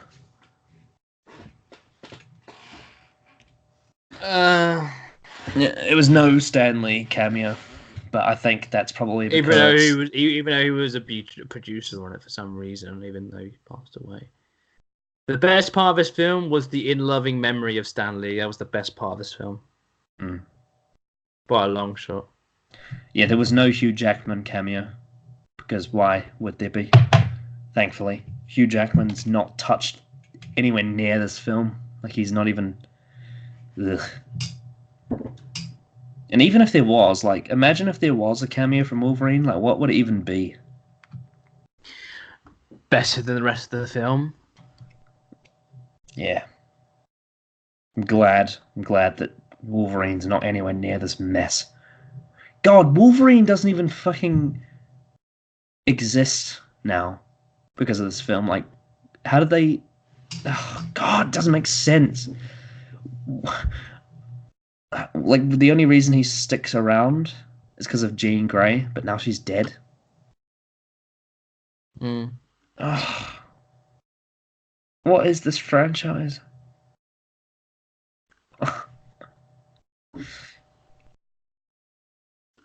He never goes to New York because Mystique's dead. He never has a motivation because Jean's dead. Like, where are the Reapers? Seriously. The plot of this film, again, very disappointing because I really want it to be a space adventure. That would have been awesome. But it wasn't. They just went to space for some reason. Why? Who knows? Like, imagine like a film where they're like, we need to find a way to survive.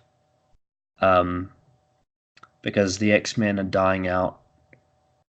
Let's travel to another planet where we can inhabit and stay alive. Who knows? Maybe that would have been interesting. But no. Nope. It's my fault for thinking that I would get something interesting from this film. That's the most disappointing part, is that the first 10 minutes actually hinted at something interesting and we didn't get it. Yeah.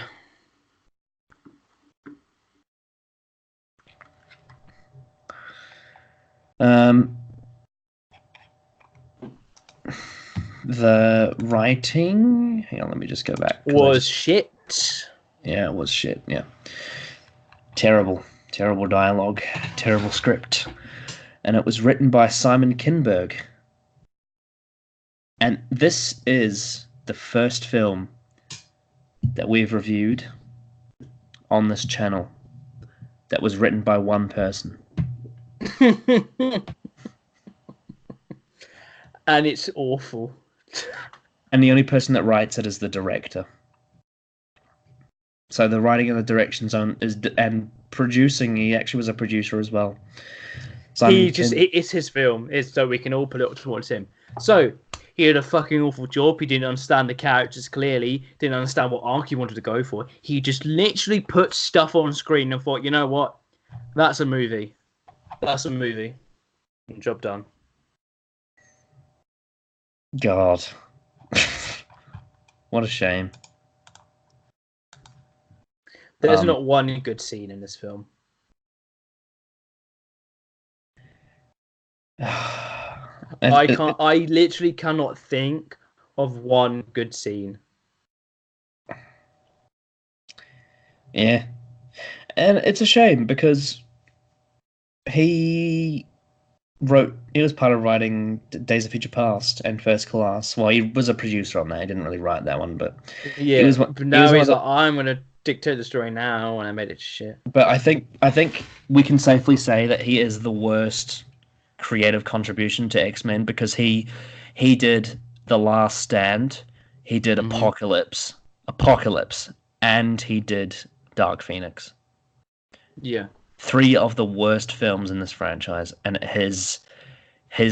he was part of the writing process for all 3 of them, and he was the sole writer of this, and it was his debut as a director, and it was terrible. And the direction of this film is disgusting. It is bland, boring, stale, mismatched, just fucking just atrocious. I hated it. I hate the direction of this film. Apocalypse was terrible, but at least it had a style to it. It had like a neat sort of vibe going for it. But with this, it has no style. It has no skill. It's boring, and the CGI does It's not just work. shot for shot. It's just shot for shot. Simple like panning shots, simple like tracking shots. Is all simple stuff. Hmm. Though actually, I would say that the crash scene in the first scene is pretty done well, Yeah, but it's not perfect. I would say the direction of like the stuff that's in space is okay. That's Yeah, quite creative, fine. but But then that it's all in the first 5 minutes. So. yeah, but all the stuff that's on Earth is just stale. Oh. Mhm. I think the there's CGI is so weird. I don't I think- like the CGI. I think there's one shot. There's one shot he does where Professor X is in this room, and it pans from the roof down, and that looks a bit nice. But it's again, that's like I mean, yeah, I noticed that that's trying a bit too hard to be cinematic or creative, you know? yeah, With and no like real when substance. and then after Jean's parents die, when she's sitting in that room, there's like a Dutch angle, from the roof, and that's slightly interesting. But like this is grasping at straws. Like That child actor was terrible. oh. No one has that. She felt nothing for her You know character, what this is like. You know what this is like. It's like we got Jake Lloyd and Hayden Christensen in the same film, Yeah, isn't it? like the child actor didn't care about her parents dying, Mm. and she was just like, "I don't belong here. I break things." It's just like no kid at her age talks like that. Yeah, and the thing Especially is, when their parents just die. and the thing is, when you compare it to someone like Tom Riddle, who's an actual psychopath, Mhm. that makes sense. Whereas Yeah. with her, it doesn't make any sense. Yeah.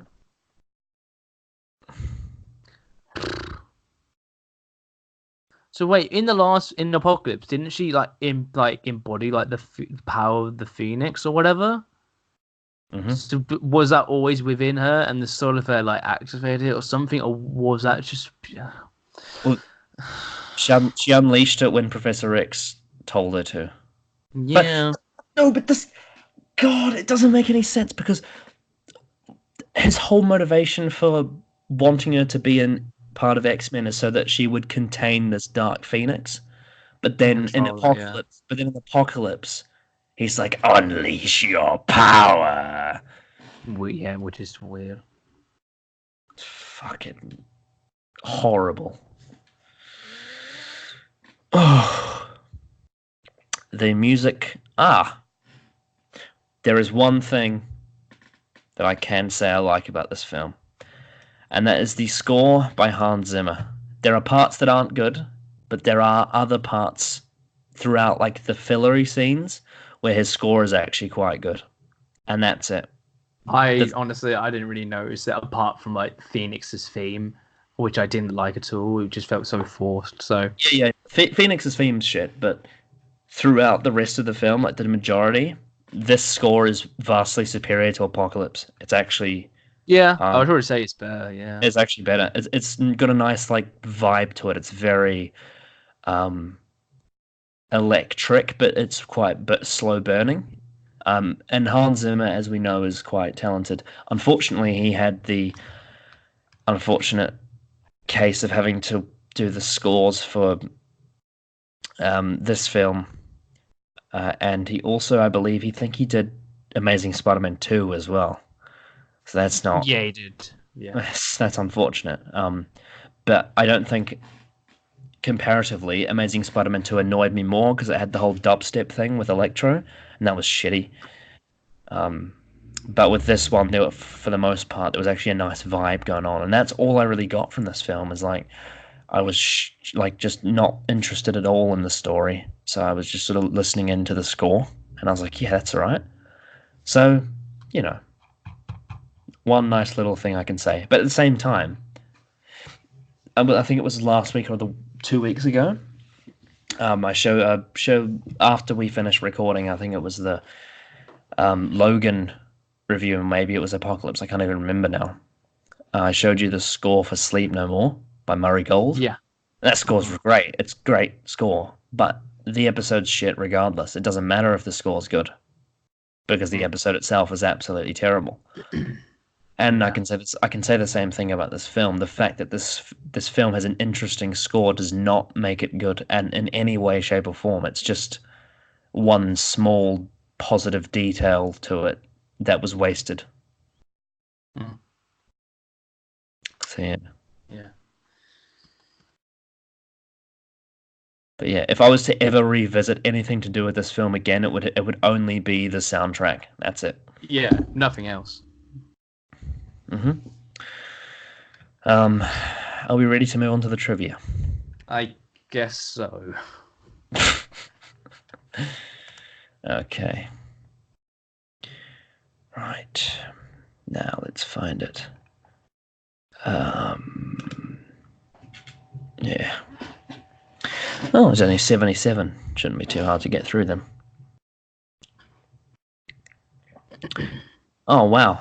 Hans Zimmer retired from composing superhero films after this one. Just superhero films. He's like, you know what? I'm done with these awful superhero films. I'm just going to do, actual good films. It's such a shame because, there's some people out there that would argue that this is the worst superhero film ever made. It's a shame because Hans Zimmer also scored The Dark Knight, which is what some people would say is the best one ever made. So he's had a mixed bag. He's on both of the opposite ends of the spectrum. Yeah, because he's done Amazing Spider-Man 2 as well. It's just fucking... Oh.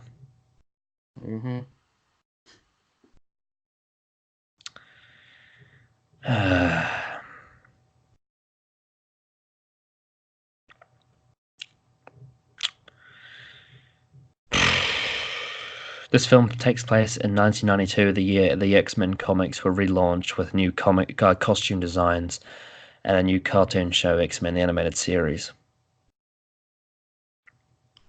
Cool. Oh, I didn't know James McAvoy was in Glass. Yeah, he's one of the main characters. Oh, I haven't seen it, but I know he is. He's in it. Yeah.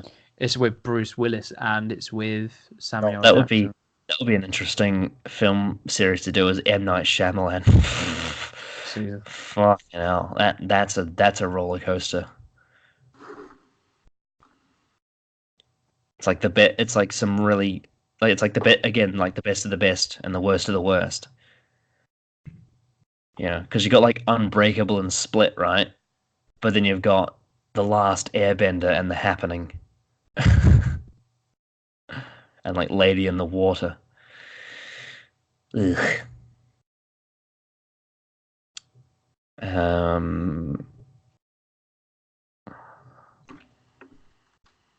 So this is the only X-Men film in the whole franchise that does not feature or reference Logan, aka Wolverine. Good, don't hate him with this awful film.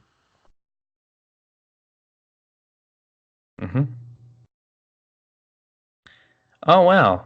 So the mutant singing during the school party is called Dazzler. It was a mutant from the comics. Oh god, that song was terrible. That was so poorly implemented. It's like, am I watching an X-Men film still? Like, come on. God. It's like in fucking Arachnids in the UK when Ryan plays his grime. Plays sick beats. I remember when I saw that episode, I was like, are they really? I was like, at the time I didn't mind it because I guess because it was UK. I was like, oh, I recognize this. But when I think about it, it's like, yeah, it is a giant tonal shift, and then it goes into let's not kill this spider because it would be more humane. It's like, not really, and then he dies anyway. Yeah, fake Trump guns comes in and you know what I will say spider. about Rax in the UK though, after Robertson shoots him, I will say the performance and line there is pretty decent. I would say Someone he's like get to the White House. Yeah, I would say that's probably, even though it's not great, I would still say that's probably it's like the one good thing about that character in that whole episode is that line at the end. Yeah, and he probably, imagine if he comes back, it'd be like, oh, okay, let's see where this goes, but it won't be great. I don't know. I really don't know. It's just fucking fake trauma. God, Series 12 is going to be so weird. I literally don't know what to expect. Well, it's gonna I have hope it's fucking good. I hope it's good. it's gonna have the Jadoon and the classic Cybermen for some reason. Yeah, I'll be so disappointed if they don't say excellent. next. They say excellent a lot. Especially in Earthshock, yeah. In Silver Nemesis, I noticed it a lot. Oh, I yeah. was just like, oh, that's a bit. I think because they were wasted in that anyway. So. pretty sure Earthshock's the first time they say it, or maybe it was Revenge of the Cybermen. I can't remember. They're quite generic in Revenge, but whereas in Earthshock it's like, ooh, excellent Doctor. The 80s Cybermen are very like charismatic. They're very odd. I don't know if I'm fully on board with it, if I'm going to be completely honest. I don't know. It's something a bit off about them for me, but that might be to do with like because I'm not used to that one. They're very different. It probably I do probably prefer the 2005 to 10 like version of them. Maybe.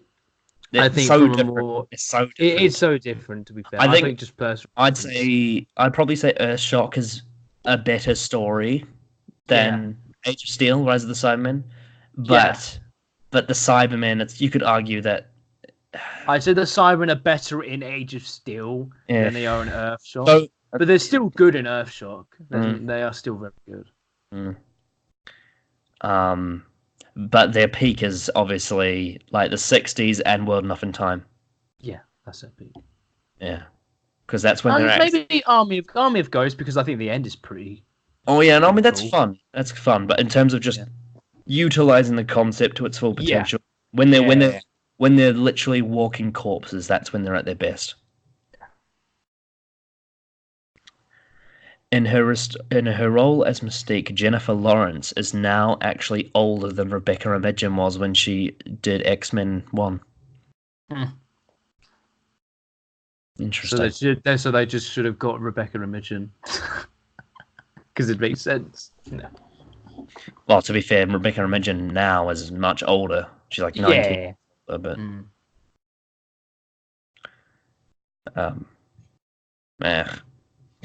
don't really care. Oh. This is Jessica Chastain's first Marvel film, but apparently she was, oh my god, she was offered the role of Maya Hansen in Iron Man 3, but also offered the role of Wasp in Ant-Man. I thought you were going to say Captain Marvel for some reason. I was like, oh.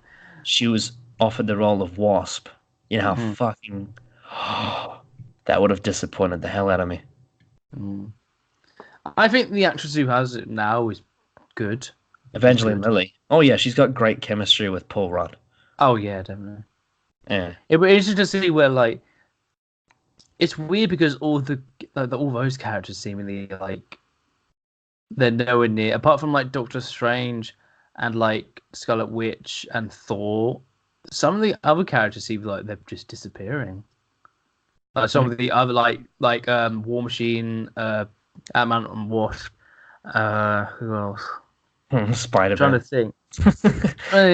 Well, apparently he's gonna probably appear once in Phase 4, and then we'll be in. Oh no, because this film is in Phase 4. Sorry, because they announced that the release date for July of the year after next. I mean, to be fair, I'm not too worried because we just got a fucking Spider-Man film anyway. Yeah. But yeah, Spider-Man 3. This time round, what's going to happen? It will probably be better than Spider-Man 3. Let's be honest. Yes, but will it? It has the potential to be the best Spider-Man film for what they've set up. It generally does have the potential to be the best. But will it? That's the question. Will it be better than Spider-Man 2? So I've got doubts. Because it's very, very hard to beat Spider-Man 2. Oh yeah, they don't have Uncle Ben, Aunt May, Mr. Aziz. They do have Jameson though. They do have Jameson, and that I saw a clip that they released on YouTube the other day of him just talking about Spider-Man. It's like I love that he's back. Yeah, that was probably the biggest. I was probably more sad that as soon as JJ got into the MCU, then he was taken out. I was more upset with that than Spider-Man being out. Yeah, because when they said, being honest, because when they said Spider-Man to go from the MCU, I'm like, oh, J. Jonah Jameson's gone. No. But even then, he still could be the next film. He's like, oh, that's fine. Yeah, to be fair, but it has to be different again. Yeah. To be fair though, like if even if Sony had kept him, like Avi Arad would want that guy in the film. Like you just know. Yeah. Phoenix was originally conceptualized with a fiery look for the film. It was revamped in post-production to look more cosmic. Celestial! Of epic proportions, the Dark Phoenix film lacks a total chemistry of epic proportions. The ultimate climax feels so inept of real quality. Unlike Helm's Deep. In Helm's Deep, there is actually real setup and an actual plot developing as we see it within our own eyes. And Jean Grey needs to adopt more traits like Aragorn. Epicness. From Aragorn.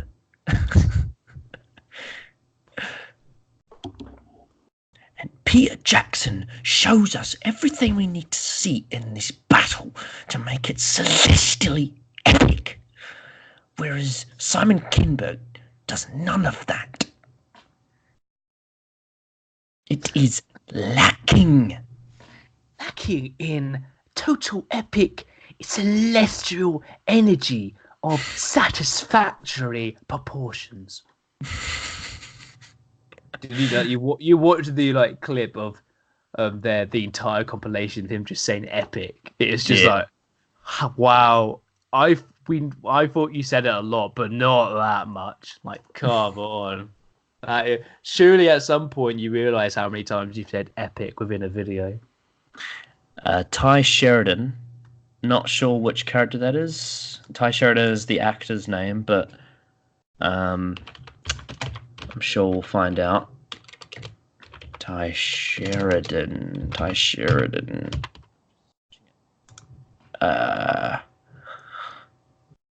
He plays Scott. Ty Sheridan admitted shortly before the film's release that he wore a muscle suit instead of working out. Why put effort in for this film? Mm-hmm. Sophie Turner studied mental illnesses in preparation for playing Dark Phoenix. What she do? She studied mental illnesses. Well, she did a fucking terrible job. Because I get that's what they were kind of going for, but she performed really badly. You know what's a film that actually does portray mental illness well? That's Iron Man 3. Even though the film is not great, at least Robert Downey Jr. performs that in that aspect well. Oh, yeah. No, but his Joker will probably do it 1,000 times better. Yeah, but Downey Jr.'s portrayal of anxiety in that film is actually very accurate. Mm-hmm. And it develops going forward as the franchise goes. Like Age of Ultron, even though it's not a great film, it's his arc of wanting to put a suit of armor around the world, which then its reference to Endgame is very, very good. And it leads into Civil War. Yep. And it's triggered by Avengers. Everything works. Yeah. Whereas I don't know what the fuck mental illness this was meant to be. Shit, apparently. She just felt like, I need to make this performance shit so people can sympathize with me. For some reason. I diagnosed you with Mary Sue.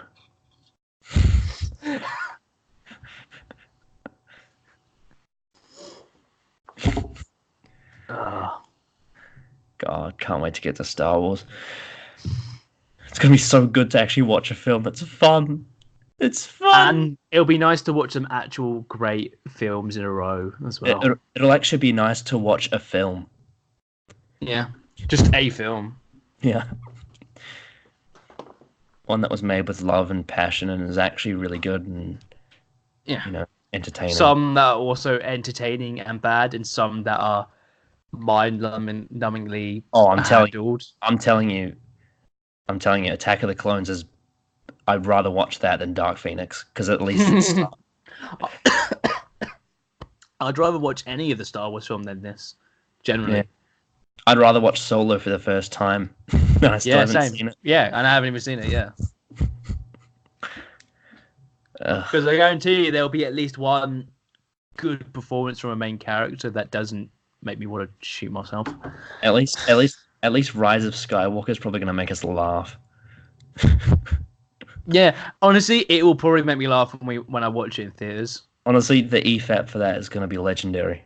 The months of EFAP is going to be legendary. That is going to be months and months of videos either defending it, saying the themes of Rise of Skywalker was that the legend of Leia Organa flows through the Mary Sue and beats the dark side of the Force on Kylo for a third time with all of her non-training.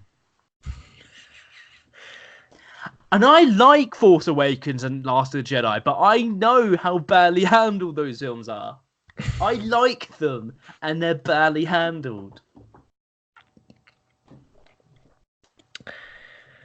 Apparently, the final scene in Dark Phoenix at the cafe is meant to be a nod to The Dark Knight Rises. No, just say it's a nod to the franchise, not that we're gonna make it like Dark Knight Rises, even though Dark Knight Rises is shit too. Like, it's just weird. Say it's funny. It's so weird. And you know what's funny? Dark Knight Rises, yeah, it's shit. It's still better than this film. Oh, it's way better than this because Tom Hardy's great. Kristen Bale does a decent job, and it's competently made, even though some things don't make any fucking sense as well. Mm-hmm. At least I can sit down and enjoy some stuff with it, apart from the bad stuff. With this, it's just all bad throughout. At least Dark Knight Rises is entertaining. Yeah, I would say it's entertaining. Wouldn't say it's objectively a good film, but I would say it's entertaining. Yeah, it's got some ideas that don't work. But if they did work, they would probably be cool. But because they don't work, it makes it bad. But this film doesn't have good ideas at all. They're all bad ideas. Yeah. Bad ideas that are badly executed, and it's not entertaining.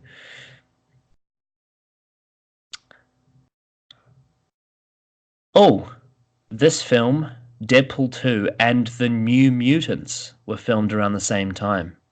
Yeah. Huh. Yeah, there's another film coming out. I might be a part of the franchise. I'm assuming it is. But it is coming out next year, and I think Maisie Williams is in it. Oh, God. I mean, I've had the list up of films. Are you serious? Because I'm obviously making the list of the rankings. But I clicked on it and it said Maisie Williams on it. I think. Are you fucking kidding me? Sophie Turner. Is Sophie Turner going to be in this? Let's get another Game of Thrones. Let me check. So is that going to be a sequel to this, or? I think it might be like part of the franchise, but oh my god! Hold on. Oh my god! What is this picture? What is? I mean, yeah, it's them, but what is? Maisie Williams' hair is weird. Okay, but yeah, it's an actual thing. All right. Fucking. Ugh. Yeah, let's just get another Game of Thrones actor. That'll be great. It totally won't be bad at all.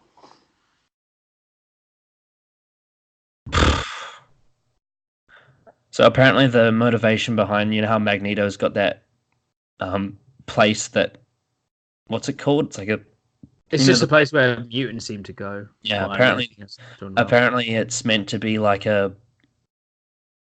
it's meant to be like it's meant the inspiration for it's like what it's meant to be is based on Magneto's Jewish heritage or something.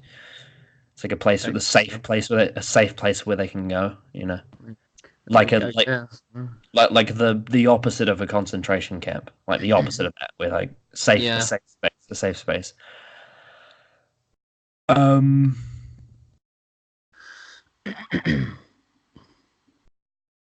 Simon Kinberg says he didn't want Wolverine in the film due to the age gap between Hugh Jackman and Sophie Turner. Then why was he in fucking Apocalypse then?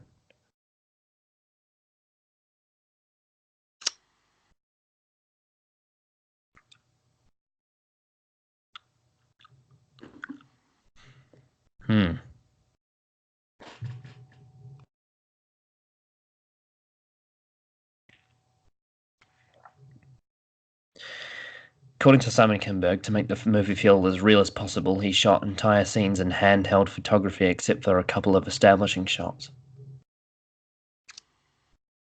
Cool. I didn't notice. Yeah. Simon Kinberg took influence from Logan in making the film less stylish and more natural. You so stylized this film. Don't even lie. It's so apparent that this film's trying really hard to be style, like have so much style to it. That's a lie. Fucking the thing is, Logan's naturalistic look actually gives like it Western kind of feel, like dark. actually does. Yeah, It actually does give it a style, but unintentionally. But like, it's a good thing. Because they do. Because like we mentioned, like the whole like end of an era kind of thing. Like when they show the Western films, that's what he's going for. So it's a sense of a style, and it's the end of it. In this, it's trying to be so stylistic with like the CGI, for example, and the way it's like. So not only did Hans Zimmer do this film, Dark Phoenix, and The Amazing Spider-Man 2, but he also did. So obviously he did The Dark Knight and Batman Begins, but he also had to do The Dark Knight Rises, and Man of Steel, and Batman vs Superman. Yeah, he's had a real mixed bag. Well, yeah.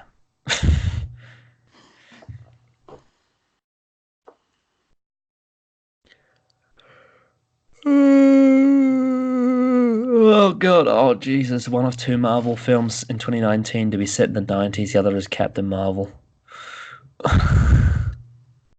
Maybe we should just not have superhero films in the 90s. Because it seems like that breaks all continuity. Captain Marvel, it was like the birth of S.H.I.E.L.D. And then this is the death end. The cat scratch. And the fact that, you know, in Avengers, they say the reason why they were developing weapons was because what Thor did. Making you say, like, oh, we're not alone. It's like, but Captain Marvel happened. Oh, no. Apparently a young Rogue was rumored to appear in this film. Thank fuck they didn't do that. Yeah, because then they'd fuck up another bit of continuity, wouldn't they? Yeah, they would have. If they had it in the film, it'd be like, wait, but you were traveling alone at the beginning in 2000. So why would you... Oh, fucking God. Oh, how appropriate. The first trailer of this film was released on The Late Late Show with James Corden. Great. Who's also been in a bunch of bad films, you know, like the Emoji Movie and the soon-to-be released film Cats. And he's also in Closing Time. Yep. Mm-hmm. So not only did he contribute to ruining X-Men, but he also contributes to ruining Doctor Who as well. And Cybermen specifically, and Matt Smith's Doctor. And Series 6, because that needed to, you know, get more dug into the ground.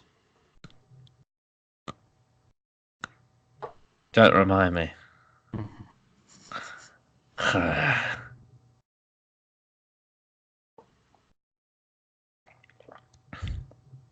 God, if they'd done a fucking third Craig episode in Series 7.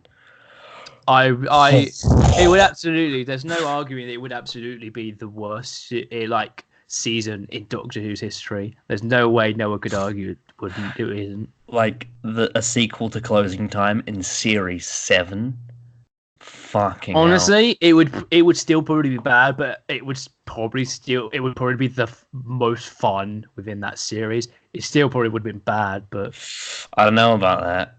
it could have been really cringy at the same time. I'll give you that. If it was anything like The Lodger, then maybe. Yeah, but it wouldn't have been probably because closing time happened. Yeah, because closing time was when it changed from being like, oh, this is a neat little filler to this is James Corden being. I don't even like The Lodger that much anyway.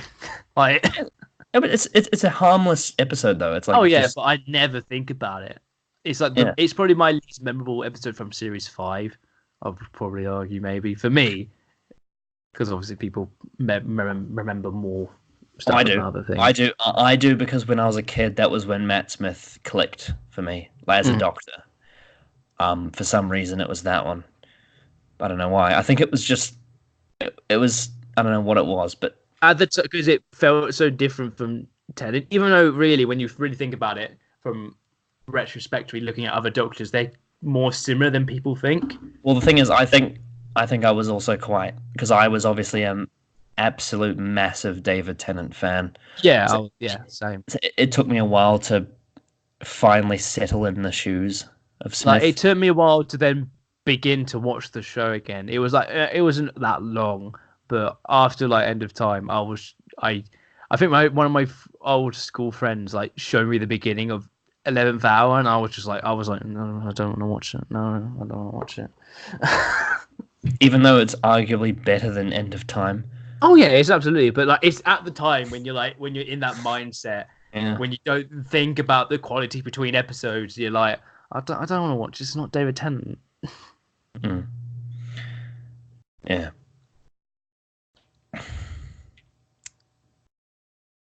But 11th Hour is fantastic. It is one of the best episodes in the show's history. Apparently, Joey Morgan hates it. But, I mean, it's great though. It's like it establishes everything you need to know about this Doctor, the star it's going for, how it's a very simple plot, but it's developing the Doctor and the characters and the new companions. It's establishing this new vibe that the show's going for, and how Matt Smith literally knocks it out of the park in his first episode, even though it was not his first filmed episode. It was one of his first filmed, though, in general. Well, he knocks it out of the park in the first one he filmed as well. Yeah, he knocks it out of the park. So, like, it's brilliant. It's a great opener it's the best opener to any series. Well, of New in Who. Modern Who. But yeah, in Modern Who. It's the best opener, without a doubt. I don't think there's any argument there. But it doesn't top 2 Minutes Cybermen, and it doesn't top Remembrance of the Daleks. I can tell you that. Though to be fair, the best. To be fair though, those 2 stories are longer. They're like full stories rather than in 45 minutes. Well, 11th Hour is an hour, isn't it? Or is it at least like 55 minutes? I think it's a little bit. Oh no, you're right. You're right. Oh no, it is an hour. It's an hour. Yeah, I remember. Yeah. Because they have that very long intro. It's pretty long, but it's still very good. And then the like meat of the plot actually happens, and it's pretty long. But yeah, it's 11th Hour is great. It's the best opener of Modern Who. It's a shame it went downhill after Series 5. Yeah. I mean, I think about half of Series 5 isn't even that good either. But the good episodes are great. Like 11th Hour and Vincent and the Doctor. Those 2 are fantastic. Amy's Choice is also really good as well. I think Amy's Choice's cold open is probably one of the best cold opens in history. Like, I think it's fucking so good. My favourite part is when, like, Matt Smith goes like, "This is going to be a tricky one," and he smiles, and that's such a Doctor line and like reaction. I fucking love it. I love Amy's Choice, but the cold open is so good. It's so good. You know what's another great cold open is Tooth and Claw. For different reasons, but it's bloody hilarious. The hand of God, no, the fist of man. And then it goes all Torchwood. and like It's just some funny because that was the tortured estate. you get a POV shot of some guy's face drowning, but it's like it's POV from the water. Yeah. God. A werewolf. Oh, you are beautiful. I've got such a soft spot for Tooth and Claw. I really like Tooth and Claw. My brother always says that that's the episode that was really scary to him when he was younger. Well, it's in New Zealand, the DVDs in terms of like parental guidance ratings, it's like G, PG, M for mature, and then like R13, R16, R18, and like all the Doctor Who DVDs were PG except for Tooth and Claw. That one was M because of the visuals, like the wolf transformation and like the violence. Oh yeah. I think Tooth and Claw was a good episode. Yeah, I think it's good. I really like it a lot, actually. Nice aesthetic. Yeah, and in a vacuum, I actually quite like Rose in it as well. It just doesn't make sense. Yeah, like you've like talked about, like it's so weird because the contrast of her in episodes 1, 2, and 3 is just like the whiplash is incredible. Mm-hmm. It is.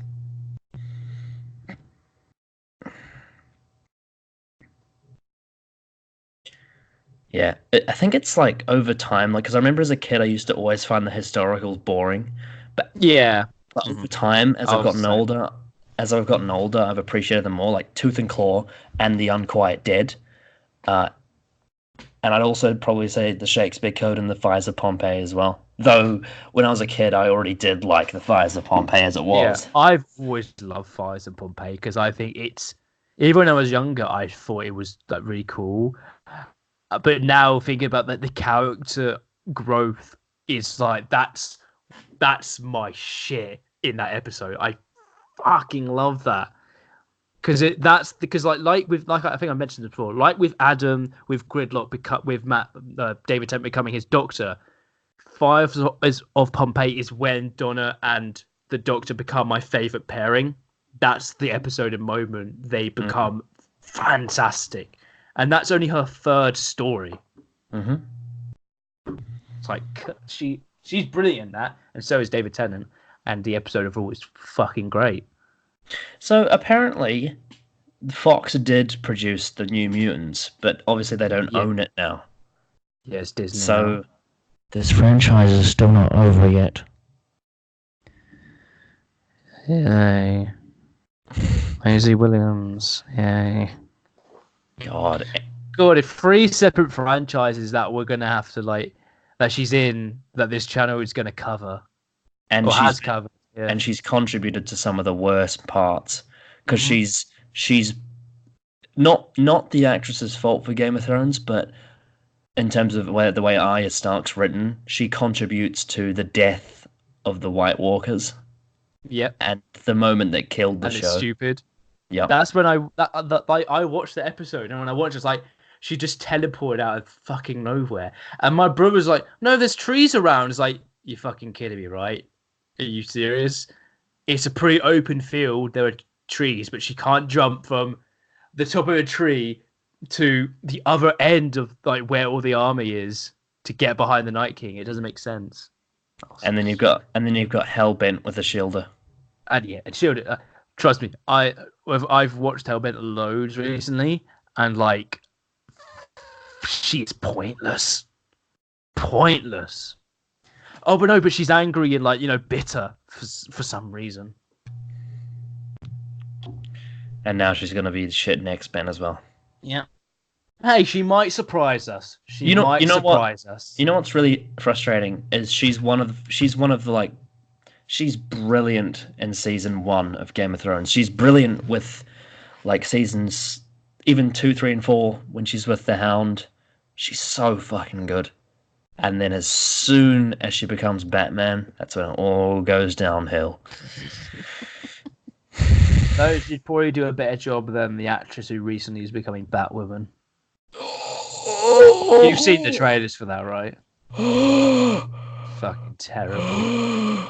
Have you seen the clip that they recently released where she hurt someone just because they don't tell her what she wants to know. That's Captain Marvel levels of violence. That's like Captain Marvel attacking the Don for no reason. It's that level.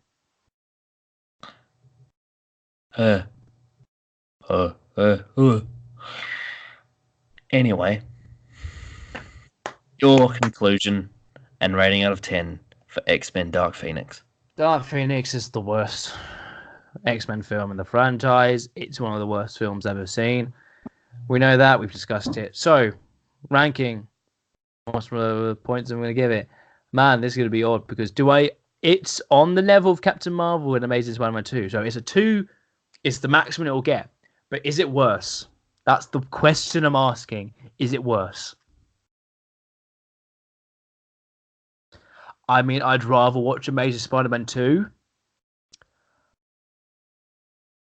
It's Captain Marvel I'm having the issue with. Is like, do I think it's better or worse than Captain Marvel? Or even on par? You know what? At least Captain Marvel's in the franchise that I like. So, Dark Phoenix is getting a 1 out of 10. Because I remember I said the only reason Captain Marvel got a 2 because it got a whole point because Stanley's cameo was really good in it. Stanley's not even in this film. And Stanley's not in it. And neither is Hugh Jackman. And I like the MCU. I don't like the X-Men franchise, so... Captain Marvel has Samuel L. Jackson. It is officially my worst rated film or anything that I've ranked. So, yeah, it's the worst thing I've seen and reviewed. 1 out of 10. History is made. It's X-Men's Hellbent. It really is. It fucking really is because it butchers characters. It doesn't make any sense. The continuity's all over the fucking place. And it's the worst end for like a section of a franchise. Like, because with Doctor Who, it was from series 8 to 9 with Clara's arc. Even you could say 7.5 with Clara. With the X-Men, it's X-Men 1 to here. It's terrible. It's fucking terrible. It's 1 out of 10. And the only reason it gets a 1 is because I like Professor X's performance. If it was shit, it'd probably be like a 0.5. But it's a 1. Yeah. So I like some of Hans Zimmer's score, and I like some of the acting. Some. Yeah, it's very hit and miss. But apart from that, it is a pathetic pile of dog turd, and is okay.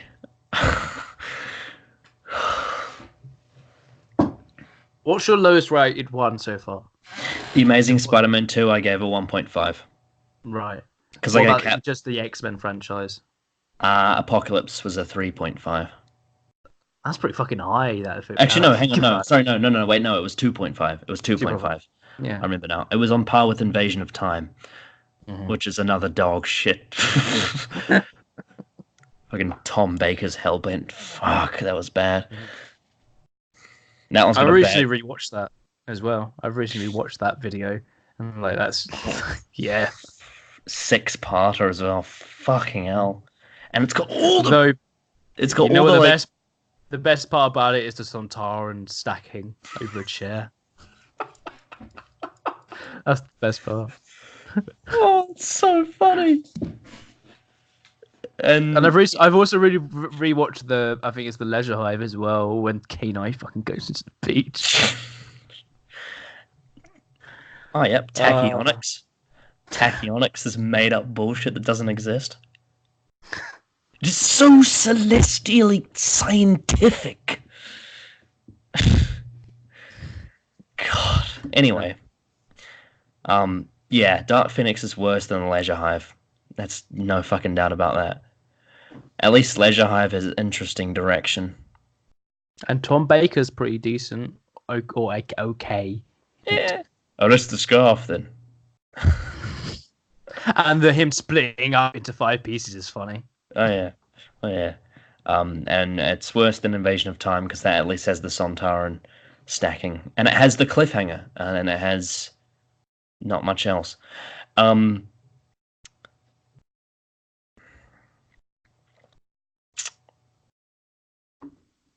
Is Dark Phoenix worse than Captain Marvel and Warriors of the Deep? Give Captain Marvel 2. 2. And I gave Warriors of the Deep a 2. At least Warriors of the Deep has the Merker. And the Merker is more endearing than Dark Phoenix. Because at least it's funny. And it has Peter Davison doing a cool stunt. Yeah, it does.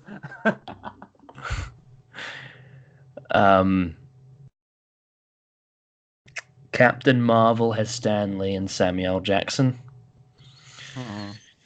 But then again, Samuel Jackson is very poorly characterized. Yeah. But on an entertainment level, it's Samuel Jackson. Yeah.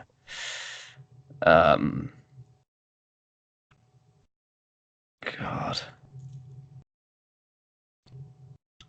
If Captain Marvel had the deleted scene in it, I'd probably say it's worse than this film, but it doesn't. Because like the whole feminist moral code between these two films is terrible. But I think this is actually worse than Captain Marvel, unfortunately. Which is fucking saying something. Yep. How does it compare to The Amazing Spider-Man 2? I would rather watch it because, you know, some of the main actors are pretty decent performances. You know what? Like, you know what? Yeah. Emma Stone's death, and there's one scene with Andrew Garfield and Aunt May that's nice.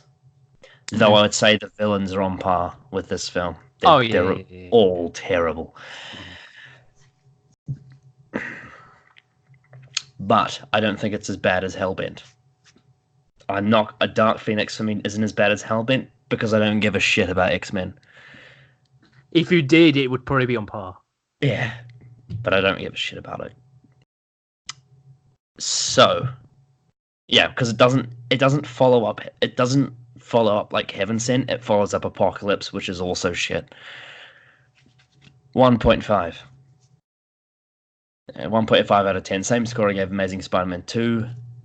If I had to choose between them, which one I'd rather watch, I'd probably say Amazing Spider-Man 2, because at least I can humiliate it and laugh at it and how god-awful it is. But this, I never, ever want to watch again. It is boring, stale, drivel, poorly written, poorly acted, poorly casted, poorly directed, poorly executed, and poorly placed. And it is a horrible finale to the X-Men series. Fuck it. 1.5 out of 10. Which means we now have to rank all the X-Men films. Yay. We've made it to the end. Do you want me to go first, or do you want to go first? I'll go first. It's 12 films, isn't it? Hang on. I'm just gonna see. Hang on. Yeah, it's 12 films. Okay, because I'm making sure that I've got all lined up properly. Right, in 12th place is Dark Phoenix. I don't have to explain why, we just went over it. Number 11 is X-Men Apocalypse. It's a really bad film. It's just not as bad as Dark Phoenix, but it's still badly written. But characters are, butchered totally. Next, I've got X-Men Origins. I think it was not as bad as I thought it was going to be, but it was still really, really bad. Like, it was still really, really bad. Like, Deadpool was ruined, and all the other side characters were pretty shit, but Logan was okay. And next, I've got at 9th, I've got Last Stand.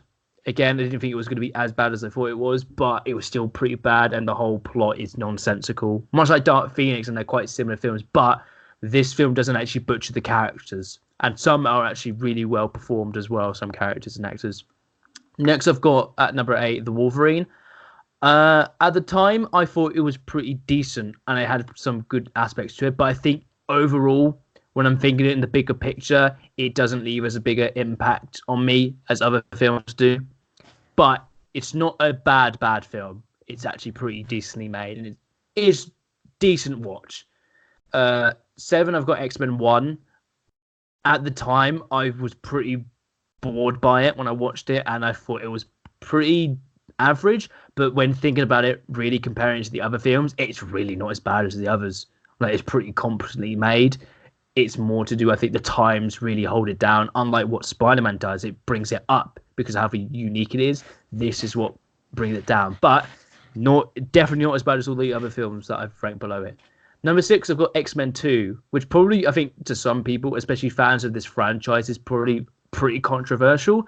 But I generally think that X-Men 2 is not good comparing it to other films that are above it. I think it's just okay. It goes on way too long. The villain is pretty poor. And again, some characters are wasted, especially Storm and Cyclops. Though, to be honest, that's the whole thing with this whole franchise. But main characters, I say, are pretty good. Number 5, I've got Deadpool 2. I think from here on out, all these films are films that I would happily rewatch anytime. And Deadpool 2 is good, but like we mentioned last week, it's definitely disappointing, and it feels like it's got way more problems with it than it does any of the future of Deadpool 1, I should say. But I would still happily sit down and watch it and have a good time with it. Number 4, I've got First Class.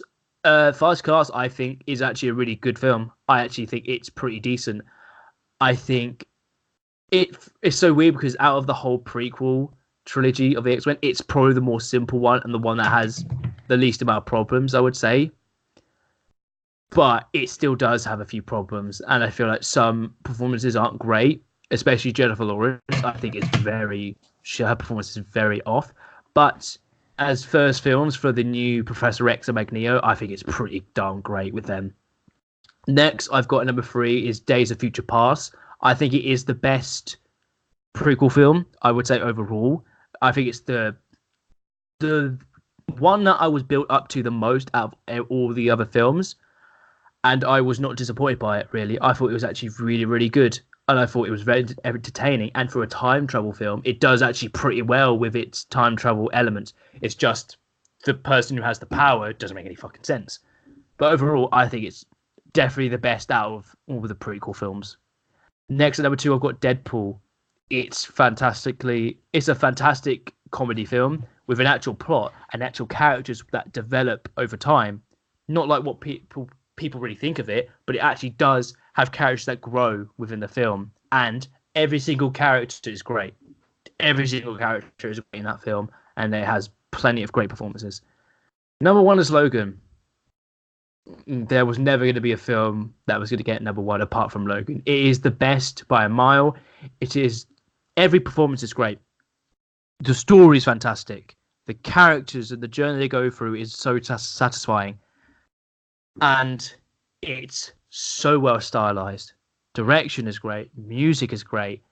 And the Logan is fantastic in it. His best film by far. Professor X is great in it as well. And for really, that should have been the end of this franchise. And if it was, best ending to a franchise you could probably get. It is bloody brilliant. Best of the franchise by a very big margin for me. So number 1 is Logan. Right. So number 12, Dark Phoenix, obviously. A complete pile of shit, and I'm never watching it again, and it ruins the franchise. Number 11, X-Men Apocalypse. A boring, unnecessary slog, and it's shit. Number 10, X-Men Origins Wolverine. I was warned about this film, and rightly so. It's not the worst one, but it's so bad. And it's bad in the way that unlike Apocalypse and Dark Phoenix, which are just completely dreary and sad and just ugh, it's David Benioff bad. So it's a clusterfuck like Game of Thrones season 8, where it's Why would you do this? What the fuck are you thinking? That makes no sense. But it's like really fun to watch it burn. You know what I mean? Yeah. And you know, there's some nice little bits in there, like the transformation, and Hugh Jackman's performance is really good. But overall, it's fucking awful. And CGI though is fucking terrible. And Deadpool. Oh, Deadpool looks so bad. God. Then you got number 9, X-Men: The Last Stand. I feel absolutely nothing about this film whatsoever. It is overstuffed, overcrammed, stale, and disappointing. Weirdly, our most watched review of films, and it's the most disliked. Like, people fucking apparently hate that a review on it, and I don't know why. It might be the quality of the video because it's Skype, but 7 dislikes to 2 likes. That's very odd. I don't know how they hit the algorithm so well, but hey. I don't know. And it's one of my top 6 most viewed videos. It's so odd. I think it's on 1.3K now, isn't it? Yeah, it's like on par with like The Woman Who Fell to Earth or something, which is so weird. I think it's above it now. I think it's on par with The Christmas Invasion. Fuck. Jesus. Let me check. You carry on and I'll check. So yeah, X-Men 3 was disappointing. Then at number 8, I've got X-Men. I have nostalgia for this film because I watched it when I was a kid. Though going back and watching it again, not as good as I remember. There's parts that are good, but overall it's very aged, old, and outside of the 3 main characters, it's kind of a waste. But there is some iconicness to it, I suppose.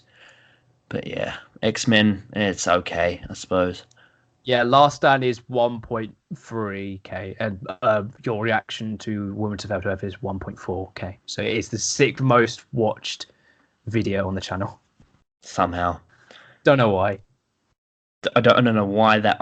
If like someone... it's beaten like most of the Jake reactions, like most of them. Yeah. The only ones it hasn't been is Dalek, Parting of the Ways, Rose, Christmas Invasion, and then your reaction to Women Who Fell to Earth, and that's it. Yeah. Why is it that high?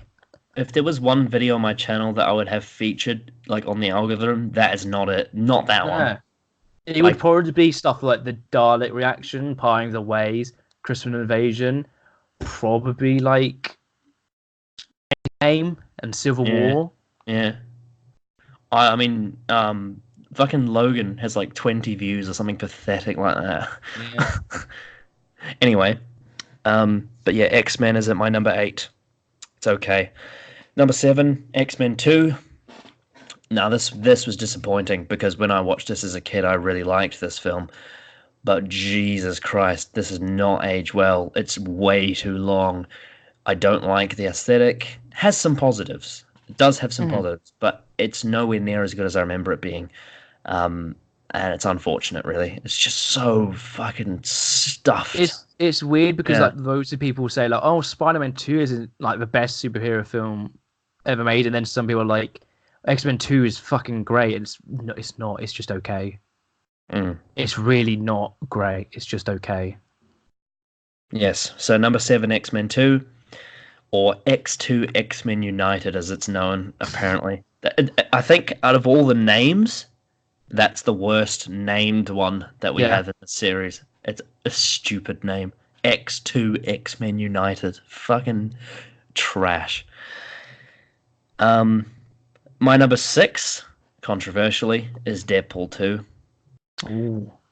Yeah, it's a decent film, but I don't think it's that good. It's just sort of held back by its flaws, mainly to do with its structure, and a particular casting choice, and just overall doesn't work for me. The themes it tries to go for doesn't calculate the way it should. This is a family film. Yeah, and it kind of gets ruined by that. Yeah. And yeah, it's kind of spoilt a little bit by the studio's choices. And it was a disappointment, but it's still better than most X-Men films, which is fucking sad. Yeah. Then you get the top 5, which are the actual films I like. X-Men First Class is my number 5. Flawed. I think it's the pacing's quite slashed, and there's parts that I really didn't care for. But the core elements, such as Professor X and Magneto, are excellent, and it's really, really good introduction to those characters. Some of the continuity is a bit weird; it doesn't really make sense, but I can push that aside. I think overall it does work. I'm not particularly fond of this film as a whole. Like I think in my review I gave it a 6.5. I don't think I like it that much, but I think it's good for what it is. It's a nice little prequel, as it should be. There's a few things I wish were better though. Like a lot of the student stuff was a bit ugh. Yeah. But then you get scenes like when Magneto moves the satellite, and it's just like, oh, this is what it's all about.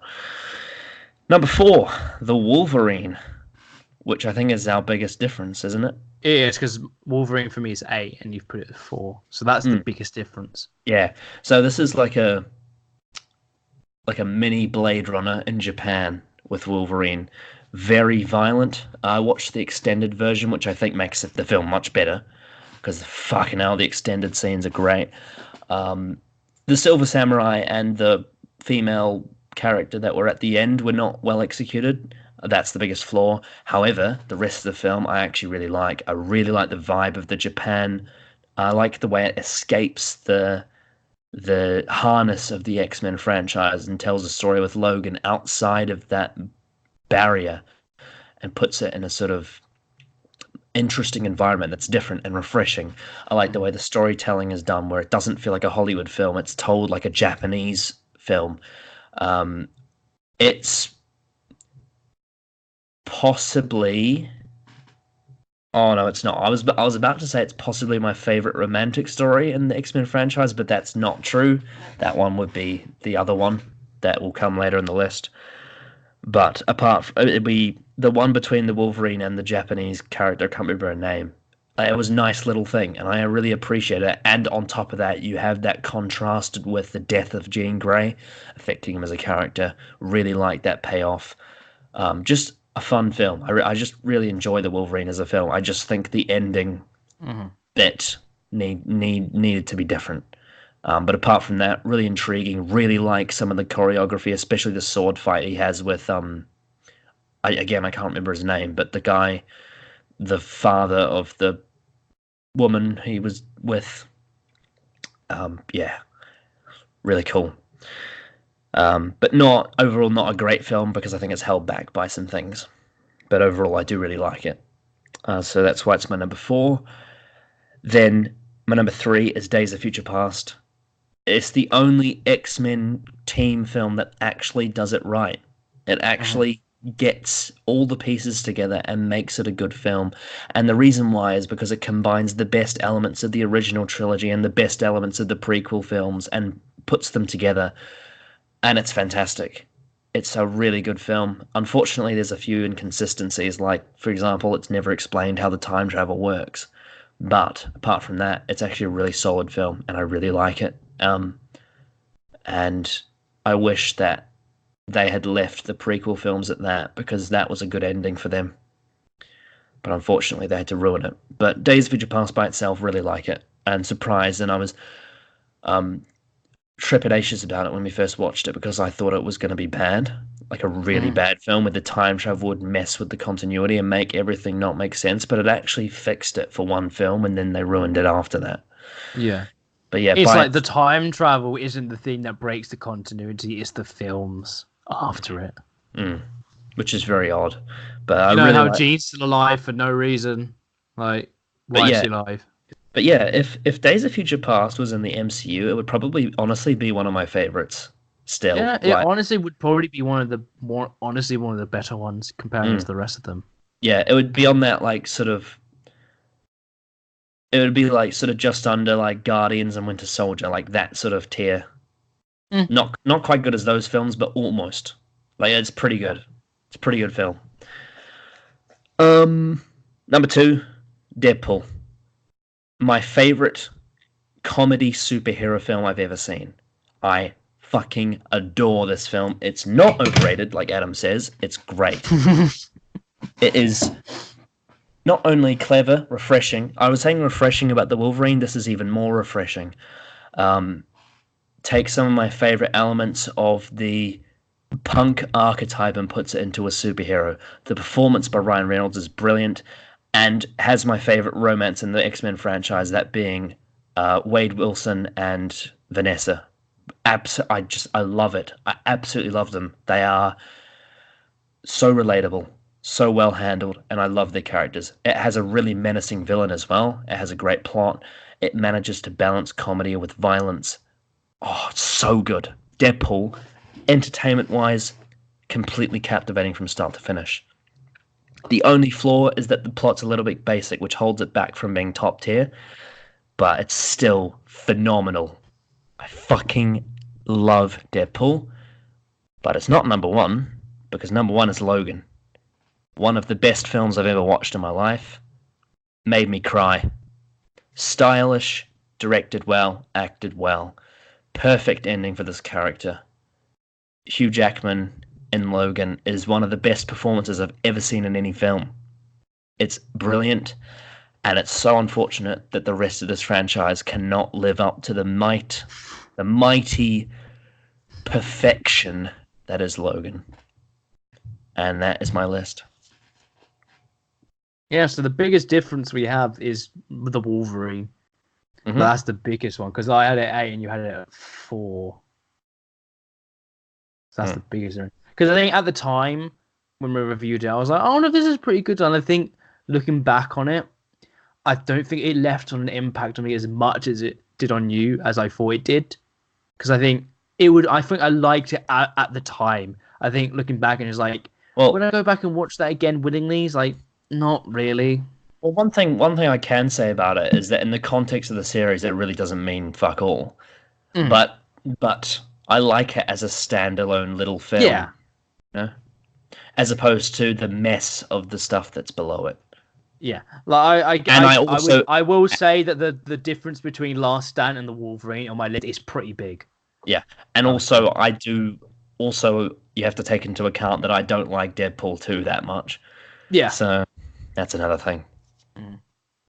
But yeah, this fucking franchise. It's such a mixed bag. Yeah, it has some of the best of the best. It has some of the worst of the worst, but it's mostly average. Yeah, it's not a good franchise overall when you're comparing it to any other franchise. And if I'm going to compare this to the MCU, again, similarly, a lot of the films fit into that sort of average 6 to 7 out of 10 category.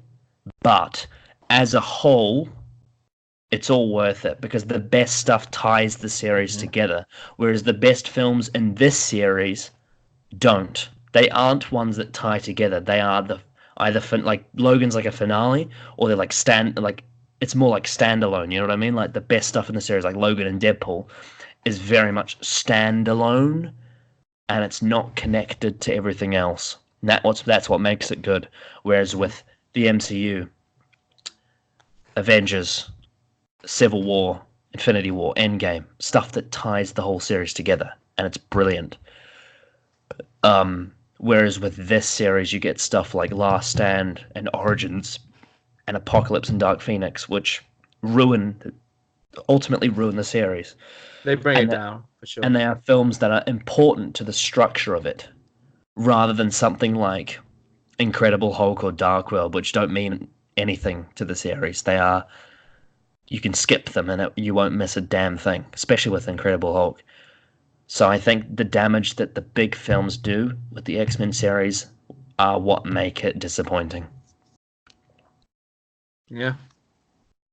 But it's still better than Twilight. Because at least it has some good films in it. Though, at the very fucking least, the fans of Twilight got what they wanted. Whereas the X-Men comic fans did not. Mm-hmm. So yeah, there's a reason why people say avoid this franchise, and I think it's because of what we've just explained. But if I was to get someone into this franchise, they really wanted to watch it, but they wanted me to take them through it in a way that would be satisfying, I would have them watch the original trilogy, even X-Men 3, which is not good. I would still have them watch it. Then I would have them watch First Class, The Wolverine, Days of Future Past, Deadpool, and Logan. And then maybe Deadpool 2 if they want to watch that too. Yeah. Avoid everything else. Don't watch Origins. Don't watch Apocalypse. Don't watch Dark Phoenix. Simple as that. And with that said, we are now done with the X-Men franchise. Finally. Fucking finally. Jesus Christ. It felt like this franchise was like a complete chore. Like it feels like it drags along so much. It feels like we've been doing this forever. Yeah, it feels longer than the MCU. Than we did, and we did that within.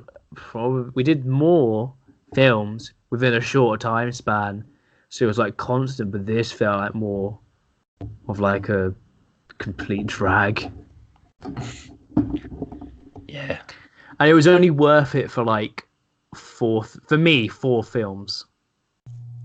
Pretty much. And the rest were like, oh, if I had the choice, I probably wouldn't have watched that. Yes.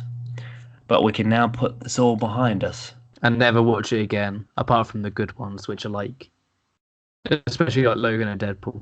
So like, yeah. But yeah, now we can put that all behind us, and we can move on to Star Wars. The reason why being Rise of Skywalker is coming out. Yes, it is coming out. 20th of December. So, building up to that, we'll be reviewing each Star Wars film each week. And we will have to watch Solo for the first time, which I'm not looking forward to. Me either. But thankfully, to ease this horrible pain, we will be watching them in release order, which means we start with the original trilogy. So the next 3 weeks, good films, fun. It's going to be so fun. Yay! Yay! You get to watch good films consistently for once. And also something else is changing too. We are saying what is changing, Connor? We are saying goodbye to Skype, and we are moving. We are moving on to Discord, which has much better audio quality, and we are using a new kind of software that you guys see on the next review, which will make things a lot more visually interesting. It's quite fitting that we leave the Skype era behind on Dark Phoenix. Mm-hmm. Yes. And we start with something new. And everything will hopefully become much better from here on. And I will actually be able to talk with passion and pride. Yeah. And hopefully we'll have some more guests on, so that the reviews can become a bit more sort of social rather than just me and you sitting here going, why the fuck did we commit to watching this?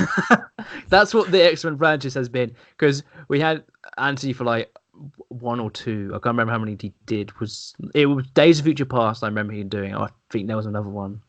Or was that it? For what? Oh, Anthony. Oh, he did the Wolverine. Yeah, he did Wolverine. Yeah, and that was it. For the rest, it's just we have been churning away at this franchise, and it's like, oof, it's been rough. Mm-hmm. It's been real rough. But hey, it's over now, and then we never have to do it. Well, we started X-Men 1 the week before Far From Home. Yeah. And from this whole franchise, Spider-Man has released Far From Home, made $1 billion, had been taken out of the MCU, and now back in the MCU. That's how long we've been doing the X-Men franchise week to week. God, I'm so fucking. It's over. It's all over. It's done. Ah, Oh, it's all over. I can fucking move on. Not watch X-Men. I have to watch Jean Grey to go ape ship and have characters like Cyclops be wasted and stupid continuity. Yeah, we have Star Wars, which actually has some good continuity, and Some. yeah, but then it does get ruined eventually. But not for every fucking film. Only for some parts of it. Yeah. And yeah, some of my fondest memories watching films. Yeah, so yeah, that'll be very interesting because my feelings on like film series that I watched as a kid, they have like an immortal sort of. There's a part of me that they're very immortal. Like I view them through a lens that is a lot different to any other film. So it's going to be very interesting to try and criticize it because I am very dear to Star Wars. Yeah. So yeah, it might ruin it for me, but who knows? But yeah, I'm looking forward to it. Looking forward to next week when we watch and review Star Wars: A New Hope. yes. Anything else we want to say before we finish this Dark Phoenix review? Good riddance. Yes. We'll see you next time.